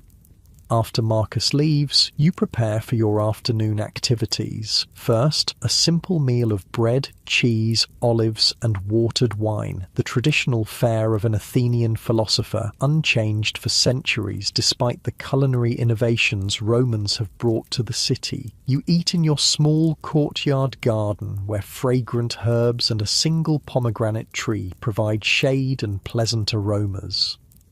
The afternoon is devoted to your own studies and writing. You're working on a commentary on Plato's Republic, examining its insights in light of the political realities of the Roman Empire. It's a delicate intellectual exercise, analysing the strengths and weaknesses of different political systems while living under an imperial power that tolerates philosophical speculation but not actual political challenge. Evening brings a different kind of engagement. You've been invited to a symposium hosted by Herodes Atticus, the wealthiest man in Athens and a powerful figure who bridges the Greek and Roman worlds. Born to an elite Athenian family that received Roman citizenship generations ago, Herodes has used his immense fortune to become a patron of Athens, funding public works and supporting education. Though younger than you, he occasionally seeks your philosophical insights, valuing your traditional Athenian perspective. The walk to Herodes' mansion takes you through the heart of Athens as the day cools toward evening. You pass the ancient agora, where Socrates once questioned his fellow citizens, now restored and enhanced with new buildings funded by Roman emperors. The Acropolis rises to your left, the Parthenon still the defining symbol of Athens despite the newer Roman-funded structures around it. Herodes' home reflects his dual identity. Its layout follows traditional Greek design but with Roman luxuries and scale. Mosaics depict scenes from Greek mythology alongside Roman imperial symbolism. Statues of Greek philosophers share space with busts of emperors. The staff who greet guests switch effortlessly between Greek and Latin. The evening's gathering includes about 20 guests, Athenian intellectuals, Roman officials, and visiting dignitaries from other eastern provinces. The format follows the Greek symposium tradition, but with modifications reflecting Roman influence. Rather than reclining exclusively on couches, as in the ancient Greek style, some guests sit on chairs around tables in the Roman fashion. The wine is still diluted with water as Greeks prefer, but exotic Roman dishes supplement traditional Greek fare.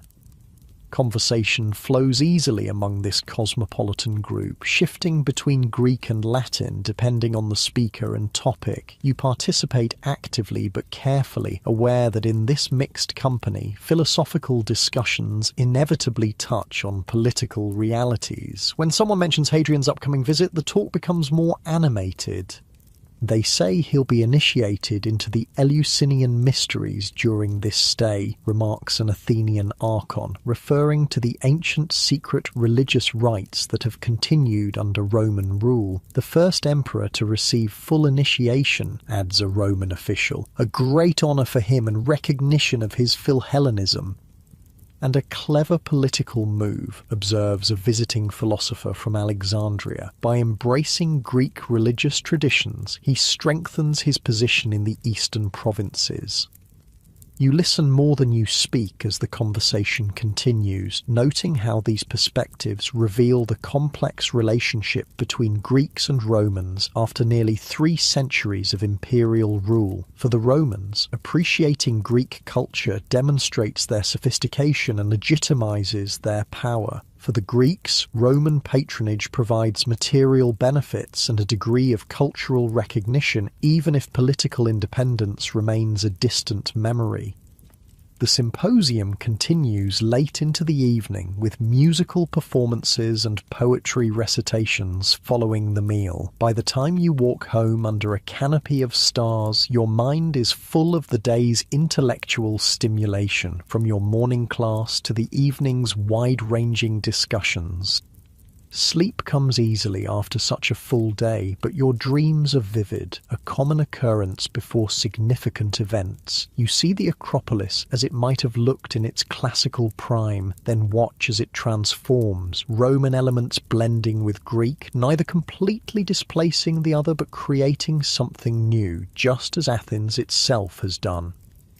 Morning arrives with clear skies, a favourable omen for the temple dedication. You dress with special care in your finest chiton and himation, attire that respects both the religious nature of the ceremony and the imperial presence. As a final touch, you place a simple olive wreath on your head, marking you as a philosopher of the traditional Athenian schools. Marcus arrives at your home shortly after sunrise, wearing the toga praetexta that indicates his status as the son of a Roman official. Despite his formal Roman appearance, his excitement has a youthful, universal quality that transcends cultural differences. "You look very Roman today," you observe with a gentle smile as you walk together toward the temple district. He glances down at his toga, adjusting its drape self-consciously. Father insisted. He says we represent Rome on this occasion. He looks at your distinctly Greek attire. And you represent Athens, I suppose. I represent myself, you correct mildly. But yes, in a way I carry a tradition with me. That's the privilege and burden of age. You become a living connection to the past. The streets grow increasingly crowded as you approach the temple precinct. The dedication has drawn people from throughout Greece and beyond, creating a festival atmosphere. Street vendors sell food, drinks, and small commemorative tokens. Musicians perform traditional Greek tunes. The scent of incense mingles with cooking smells and the distinctive odor of a large crowd on a warm day. Marcus leads you to a checkpoint where Roman guards verify your invitation. Beyond it lies a less crowded area reserved for official guests. Here, the elite of the eastern provinces mingle with Roman officials, all positioning themselves for the best view of the upcoming ceremony. "There's my father," Marcus says, nodding toward a group of toga-clad men standing near the temple entrance. "I should join him. Will you be all right on your own?" "I've managed far more challenging situations in my 55 years, you assure him with a smile. "Go. We'll find each other afterward." Left to your own devices, you take the opportunity to study the completed temple up close. The massive structure dominates the landscape, its Corinthian columns rising to an impressive height. The architecture follows Greek traditions but on a Roman scale, creating an effect that is both familiar and novel to your Athenian sensibilities. The gleaming white marble catches the morning light, almost painfully bright against the clear blue sky. Detailed carvings adorn the pediments and frieze, depicting scenes from Greek mythology executed with technical perfection. Gold accents catch the light, adding touches of warm brilliance to the predominantly white structure. As you contemplate the temple, a voice speaks near your shoulder in Latin-accented Greek. Impressive, isn't it? Though perhaps a bit excessive for Athenian taste. You turn to find an elderly Roman in a richly embroidered toga standing beside you. His expression is thoughtful as he gazes at the temple. "Size has its own aesthetic," you reply diplomatically. "Though yes, classical Athenian architecture favoured harmony of proportion over sheer scale." The Roman nods approvingly at your response. "Well said. I'm Publius alias Secundus, by the way. I serve on the Emperor's Architectural Council." You introduce yourself, mentioning your role as a teacher of philosophy. Recognition flickers in his eyes. "Ah, I've heard your name mentioned in educated circles. You maintain the traditional Athenian philosophical approaches, I understand. The Emperor appreciates such continuity. It's one reason he's invested so much in Athens." "The Emperor is generous to Athens," you acknowledge, choosing your words carefully. "This temple alone represents an extraordinary commitment of resources." "Indeed, though between us," Secundus lowers his voice slightly, "some in Rome question whether such expenditure in the provinces is justified when Italy itself has needs. But Hadrian takes a broader view of the empire than his predecessors." This glimpse into Roman political thinking is interesting but potentially dangerous territory for casual conversation. You steer back to safer ground. The completion of this temple fulfills a vision that spans centuries. That alone makes it remarkable, regardless of its scale or style. Secundus seems about to respond when trumpets sound, announcing the approach of the imperial procession. The crowd immediately reorganizes itself, creating a clear path from the nearby street to the temple steps. The distinguished guests, including your new Roman acquaintance, move to their designated positions. From your excellent vantage point, you watch as the procession comes into view. First come the lictors with their fasces, the traditional symbols of Roman authority. Behind them march Praetorian guards in gleaming armour, followed by various officials and priests. The Athenian archons follow, wearing traditional Greek garments but with Roman insignia indicating their officially recognised status. Then comes Hadrian himself, walking rather than being carried in a litter as some emperors might. He wears a purple-bordered toga and a crown of gold laurel leaves, but otherwise his appearance is relatively modest compared to the opulence of his predecessors.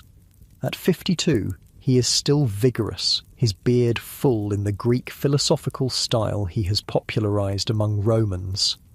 What strikes you most as he passes is his expression, genuinely engaged, observant, appreciative of his surroundings. Unlike some Roman officials who view provincial visits as a tedious obligation, Hadrian seems truly present in Athens. Perhaps this explains his popularity here, beyond the material benefits his patronage has brought.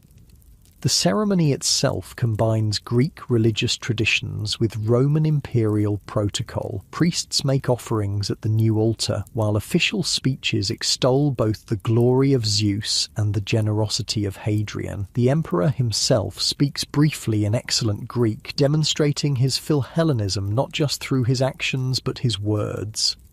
As the formal dedication concludes, Hadrian announces additional benefactions for Athens, funding for schools, restoration of older monuments, grain distributions for the poor. Each pronouncement is met with enthusiastic applause, especially from the general public gathered beyond the official enclosure. The ceremony complete, the crowd begins to disperse. You catch sight of Marcus making his way toward you through the milling dignitaries. "Wasn't it magnificent?" he asks, his youthful enthusiasm undiminished by the lengthy proceedings. "Father says the emperor will visit the academy tomorrow. Perhaps he'll stop at our school as well." "That seems unlikely," you reply gently. "The emperor's schedule must be extremely full." But the academy visit makes sense. It connects him to Plato's legacy. As you discuss the ceremony and its implications, you make your way back through Athens' streets, now filled with people celebrating the occasion in a more relaxed fashion. Temporary wine shops have been set up at major intersections, and impromptu performances draw crowds in small squares. "Athens feels alive today," Marcus observes, "more like I imagine it was in its golden age." You consider this as you navigate around a group of dancers. Perhaps, though the Athens of Pericles was very different, smaller, more homogeneous, citizens directly engaged in governance rather than celebrating an emperor's gifts. But surely this is better than the Athens of a century ago, he persists. "My father says before emperors like Hadrian took interest in the eastern provinces, many Greek cities were declining, their monuments crumbling." There's truth in this observation, you acknowledge silently. Your own grandparents described an Athens still suffering from the devastation of earlier Roman conflicts. Its population reduced, its influence diminished. The city's revival under imperial patronage is undeniable, even if it comes with the price of autonomy. "Every age has its strengths and limitations," you say finally. "The Athens of today has opportunities my ancestors couldn't imagine: peace across vast regions, intellectual exchange between diverse traditions, material prosperity for many. But we've lost some things too. The fierce independence that drove Athenian innovation, the direct democracy that gave citizens a personal stake in their polis." Marcus considers this thoughtfully. Despite his Roman upbringing, his time in Athens has given him appreciation for Greek perspectives. Do you think it was worth it, the exchange of independence for the benefits of being part of the empire? It's a profound question that cuts to the heart of Greece's relationship with Rome, a question Greeks have been asking themselves in various forms since their conquest. As a philosopher, you're trained to examine such complex issues from multiple angles rather than offering simplistic judgments. "That depends on what one values most," you reply. "For those who prize political self-determination above all else, no material benefits could compensate for its loss. For those who value security, prosperity, and cultural continuity, Roman rule has provided advantages that an independent but vulnerable Greece might not have maintained. And you, teacher, what do you value most?" You smile at his directness. I value wisdom, which includes recognizing the world as it is while imagining how it might be better. Greece under Roman rule is our reality, and a wise person works within that reality while preserving what is most precious from our traditions. The conversation continues as you reach your home, where Marcus takes his leave, promising to return for tomorrow's lesson. You spend the evening reflecting on the day's events, recording your observations of the ceremony and the emperor in your personal journal, notes that might inform your philosophical writings or simply preserve your impressions for future reflection. As night falls, you sit in your courtyard, listening to the sounds of celebration still echoing through Athens' streets. The completion of the Olympieion marks another step in the city's transformation under Roman influence, neither fully the classical Athens of history nor simply another Roman provincial centre, but something unique to this moment in time. Your thoughts drift to the students you teach, especially those like Marcus who embody the blending of Greek and Roman perspectives. They are the future of this evolving world, inheritors of both traditions. What wisdom can you impart to help them navigate the complexities of identity and power, continuity and change? These questions follow you to your sleeping couch, where the physical fatigue of a long, stimulating day gradually overcomes your active mind. The distant sounds of the city, the gentle night breeze through your window, the familiar comfort of your home, all combine to ease you towards sleep. As consciousness begins to fade, your last thoughts are of the Olympieion, standing complete after 7 centuries, a monument that embodies both the endurance of Greek aspirations and the transformative impact of Roman power. Like Athens itself, it tells a story of conquest and adaptation, loss and renewal, ending and beginning, all flowing together in the river of time that carries you gently into dreams. The morning bells of Hagia Sophia echo across Constantinople, their bronze voices calling the faithful to prayer. You pause in your writing, lifting your eyes from the parchment to gaze out the window at the city spread below, a magnificent panorama of domes, spires, and palaces gleaming in the early light. The sea beyond sparkles like scattered gems, dotted with ships from every corner of the known world. The year is 532 AD, and you are a Greek scholar in the imperial court of Emperor Justinian I.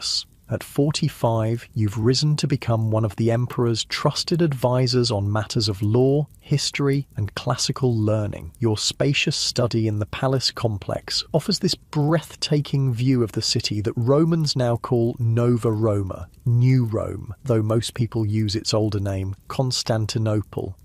You set down your quill and stretch your fingers, stiff from hours of careful writing. The manuscript before you is part of a monumental project, the codification of Roman law that Justinian has commissioned. For 2 years now, you've been working with a team of legal scholars to collect, organize and clarify centuries of Roman legal precedent into what will eventually be called the Corpus Juris Civilis, the body of civil law. It's exacting work that requires not only legal knowledge but also a command of both Latin and Greek. The final texts will be in Latin, the traditional language of Roman law, but many of the discussions and drafts are in Greek, which has become the predominant language of the Eastern Empire. This linguistic duality is just one example of how the empire you serve is both deeply Roman and fundamentally Greek. You rise from your writing desk, your joints protesting slightly. The wooden chair is beautifully carved but designed more for aesthetic appeal than comfort. Your woolen robe falls in heavy folds around you as you move to the window, seeking a moment's respite for your eyes in the distance. Constantinople in the morning light takes your breath away, even after all these years. When you first arrived from Athens as a young man seeking education and opportunity, you were overwhelmed by the city's scale and grandeur. Now it's familiar, but no less impressive. A city built to rival and surpass ancient Rome itself, embodying Emperor Constantine's vision of a Christian Roman Empire with distinctly Greek characteristics. The soft knock at your door pulls you from your contemplation. Your assistant Theodoros enters, a young man from a good family in Antioch who reminds you of yourself 20 years ago, eager, scholarly, caught between the classical past and the Christian present. "The morning dispatches have arrived," he says, holding a bundle of sealed documents. "And Tribune Belisarius requests an audience at your convenience. He's returned from the frontier with reports he says will interest you." You nod, turning reluctantly from the window. "Bring the dispatches here. I'll see Belisarius in the small audience chamber at the 3rd hour." As Theodoros arranges the documents on your desk, you notice unusual tension in his normally composed features. "What is it?" you ask. "Something in the dispatches?" He hesitates. "Rumours, Kyrie. From the forum. They say the Blues and Greens were fighting again last night. 3 dead, a shop burned." He lowers his voice. "Some are saying it's more than just chariot racing factions now, that there's talk against the Emperor himself." You frown. The rivalry between the Blues and Greens, ostensibly supporters of different chariot racing teams, has increasingly become a vehicle for political and religious disputes. What began centuries ago as simple sports fandom has evolved into something more complex and dangerous in the densely packed, politically charged atmosphere of Constantinople. "Rumours are like coins," you say carefully. "They pass from hand to hand, but their value is often questionable. Still, make a note. If Belisarius mentions it, we'll know there's substance to the talk." After Theodoros withdraws, you turn your attention to the dispatches, reports from provincial governors, diplomatic communications from neighbouring kingdoms, intelligence from agents in the Western territories now controlled by Germanic rulers. The Roman Empire in the West fell officially in 476 AD, but the eastern half, your half, continues to thrive, still calling itself Roman, though increasingly Greek in language and culture.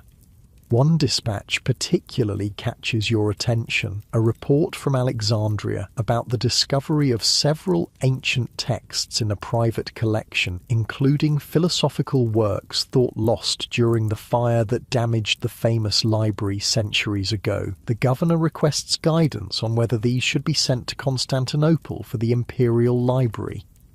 You make a note to recommend their acquisition. Though the empire is now Christian, Justinian values knowledge from all sources. The preservation of classical learning remains a priority, especially for someone like you who serves as a bridge between the pagan past and Christian present.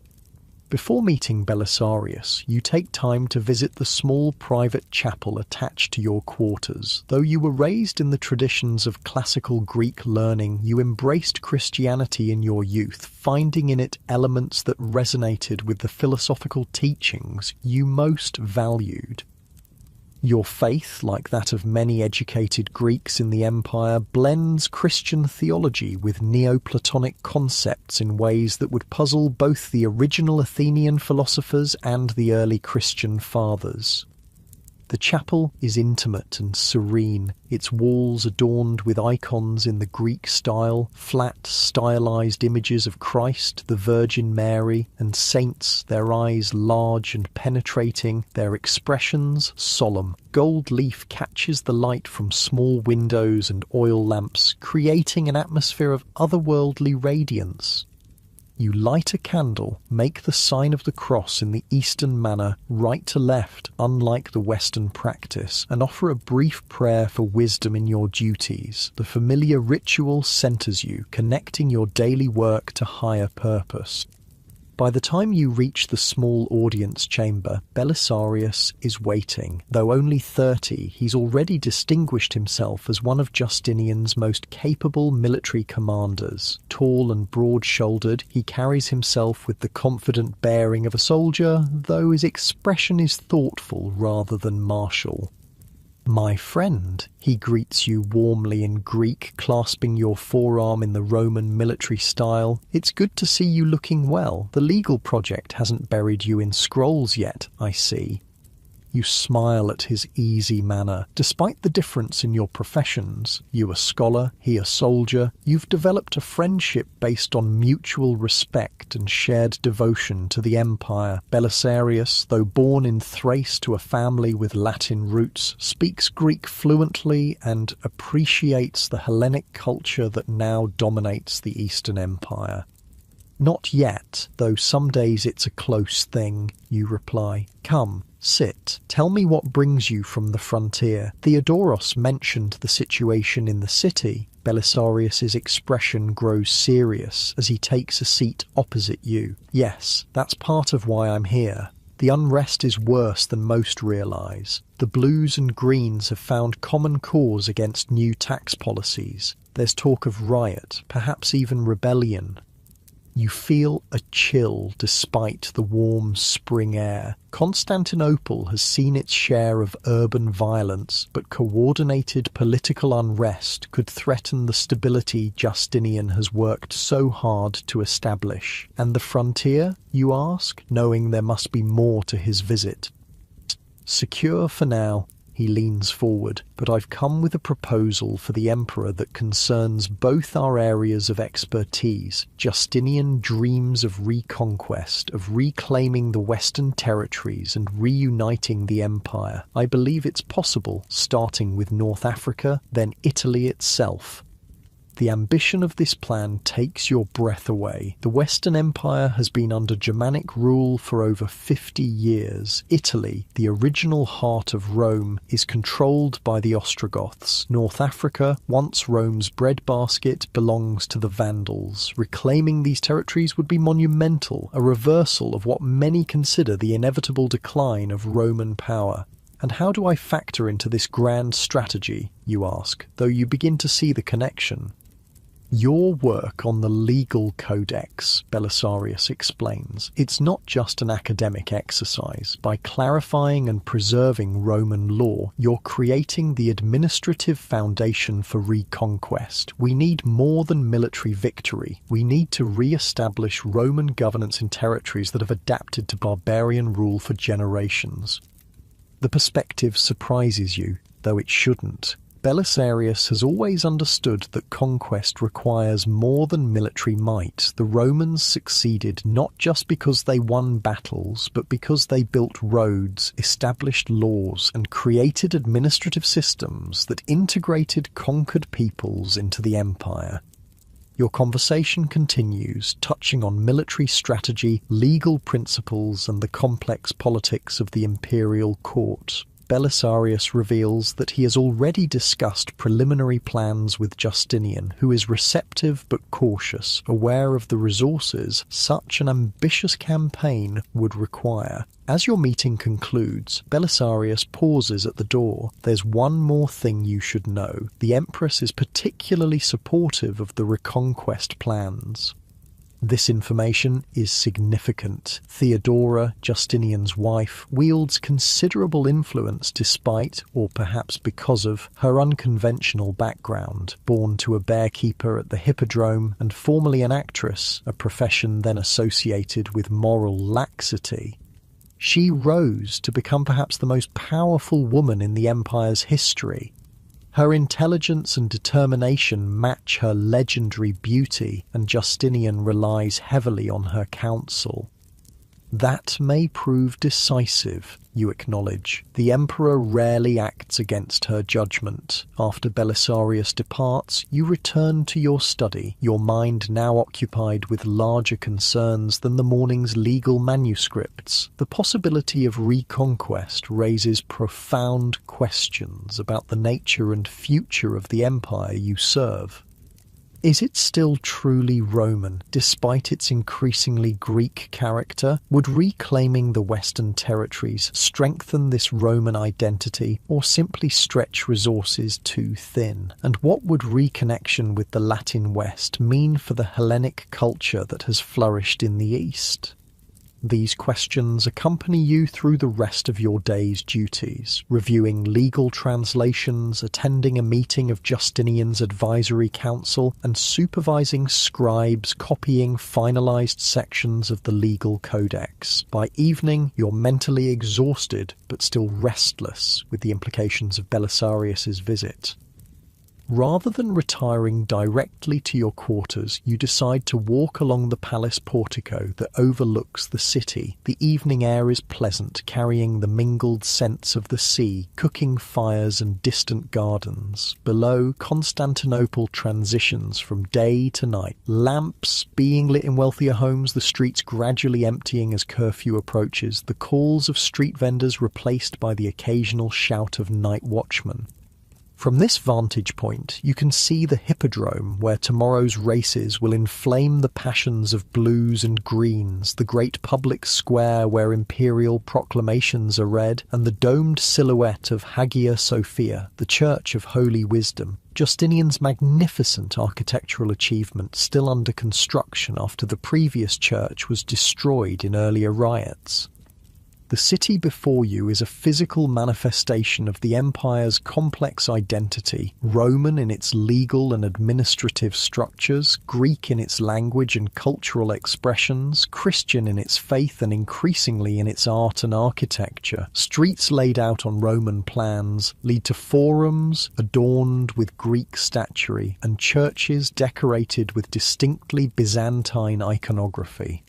As darkness falls completely, the city becomes a constellation of lights below the star-filled sky. You find yourself reflecting on the long journey that brought Greece and Rome to this moment, from conquest to coexistence to synthesis.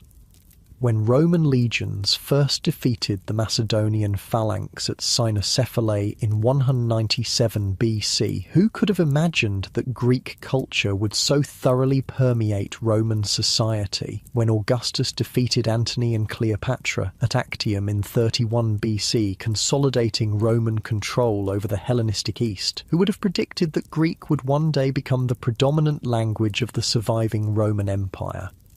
History takes unexpected turns, you muse. Rome conquered Greece militarily, but Greece conquered Rome culturally. The Romans who came as conquerors became the preservers and transmitters of Greek learning. The Greek subjects who lost political independence gained an empire-wide audience for their philosophy, literature, art, and eventually their language. And now this Greco-Roman synthesis faces new challenges and opportunities. The Western territories have been lost, but perhaps not permanently. The old pagan religions have given way to Christianity, but classical learning continues under Christian patronage. The Latin language has receded in the East, but Roman law and administrative systems remain foundational. Lost in these thoughts, you barely notice the servant who respectfully approaches to remind you of the late hour. You nod acknowledgement and turn toward your quarters, your mind still tracing the intricate patterns of cultural evolution that have shaped your world. Your sleeping chamber is comfortable but not ostentatious, reflecting your status as a high-ranking imperial advisor without the extravagance that might seem unseemly for a man of learning. A large bed with a feather mattress and silk coverings occupies one wall. Shelves hold your personal collection of books, codices rather than scrolls, the newer format that has largely replaced the ancient way of preserving texts.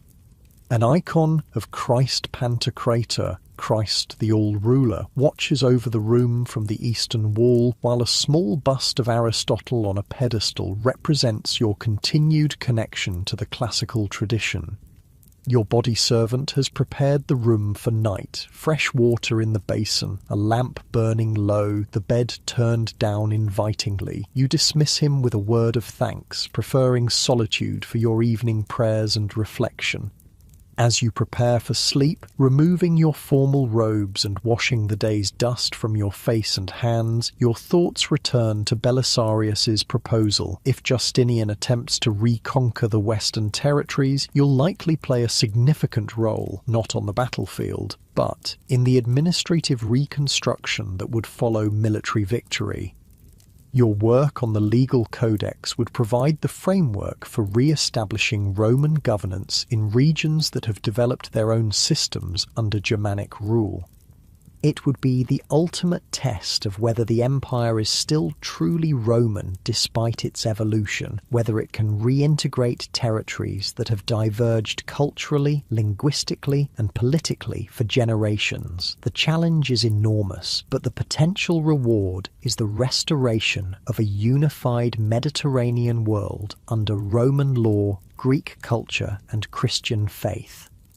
You extinguish the lamp and lie back on your bed, allowing your body to relax into the soft mattress. Through the window, you can see a slice of night sky, the stars seemingly suspended in the darkness like distant lamps. Your breathing slows, and your mind begins the transition from active thought to the gentler rhythms of pre-sleep contemplation. In this liminal state between wakefulness and dreams, your thoughts drift across time and space, connecting your present circumstances to the long history that preceded them. You see Athens in its golden age, the philosophical schools where Socrates, Plato, and Aristotle once taught. You see the Macedonian army under Philip and Alexander transforming the Greek world through conquest and cultural diffusion. You see Roman legions marching into Greece, bringing an end to political independence, but unwittingly becoming vessels for the spread of Hellenic ideas. These historical visions are not just abstract knowledge for you, they're part of your identity, strands in the complex tapestry of your world. You are a Greek by language and culture, a Roman by citizenship and political allegiance, a Christian by faith. Each of these identities has deep historical roots, and together they define not just you, but the entire Eastern Empire. As sleep begins to claim you more fully, your thoughts become less structured, more dreamlike. Images and sensations blend together, the gleaming dome of Hagia Sophia, the feel of parchment beneath your fingers, the sound of Greek liturgy chanted in church, the smell of incense and sea air, the taste of wine sweetened with honey. The boundaries between historical periods blur in your drowsy mind. You see the Parthenon as it looked in Pericles' time, then as it appeared after becoming a Roman temple, and finally as it exists in your own day, converted to a Christian church dedicated to the Virgin Mary. The building remains physically the same in its essential structure, yet its meaning and purpose have transformed completely over the centuries. Is this not a metaphor for the empire itself? You wonder in that floating philosophical state that precedes dreams. The structures of Roman governance remain, but their cultural and spiritual content has evolved. The empire has reinvented itself while maintaining continuity with its past, adapting, absorbing, transforming, yet persisting. This thought brings a sense of peace as you drift closer to sleep. Whatever challenges tomorrow may bring, legal complexities, political tensions, ambitious plans for reconquest, they are merely the latest chapter in a story that spans centuries. You are part of something greater than yourself, a civilization that has survived conquest, division, religious transformation, and countless other changes by finding strength in synthesis rather than purity. Your breathing deepens, your muscles fully relaxed now. The distant sounds of the city, a dog barking, the call of a night watchman, the faint chanting from a monastery create a soothing backdrop that further lulls you toward unconsciousness. The weight of your responsibilities temporarily lifts, replaced by the comforting weight of your blankets and the knowledge that you are exactly where you should be in the flow of history.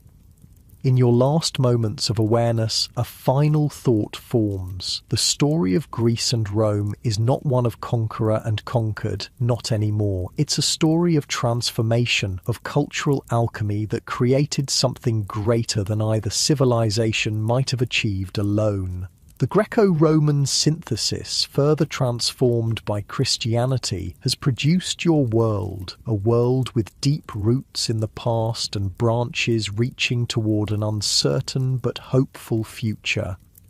This thought accompanies you into sleep, into dreams of marble columns and golden domes, of scholars and soldiers, of ancient wisdom and new faith, all blending together in the continuing story of a civilization that refuses to fade away.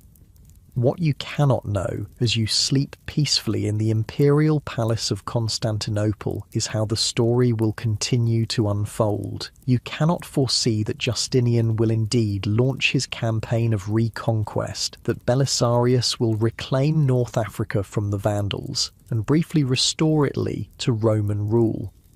You cannot know that just days after your conversation, the unrest in Constantinople will explode into the devastating Nika riots, nearly toppling Justinian's regime before being brutally suppressed. You cannot glimpse the centuries beyond your own lifetime, how the empire will continue to evolve, becoming what later historians will call Byzantine rather than Roman, though its citizens will always call themselves Romaioi, Romans. You cannot know that it will gradually lose territory to Arab expansion and internal divisions, yet persist for nearly a millennium after your time. You cannot see how Greek and Roman learning will be preserved through dark centuries, eventually helping to spark the Renaissance in Western Europe. All of this lies in the future, beyond your dreams, but perhaps some intuition of this continuing story, this endurance beyond conquest and transformation, contributes to your peaceful sleep. For tonight, at least, you rest in the certainty that Greece and Rome have found a way to endure together, their destinies intertwined like threads in the imperial purple that symbolizes the power you serve. And so you sleep, a Greek scholar in a Roman Empire, dreaming perhaps of Plato's Republic or Cicero's orations or the Psalms of David, all part of the cultural inheritance that conquest could not erase but only transform. Your breathing matches the eternal rhythm of the nearby sea that connected Greece and Rome in ancient times and still binds together the Mediterranean world. The stars wheel slowly overhead, the same stars that shone down on Pericles and Caesar, on Aristotle and Augustus, on Constantine, and now on you. Their light, ancient yet ever-present, watches over your sleep until morning comes again to Constantinople, the city where East meets West, where past meets future, where Greece and Rome continue their long conversation in the language of civilization itself.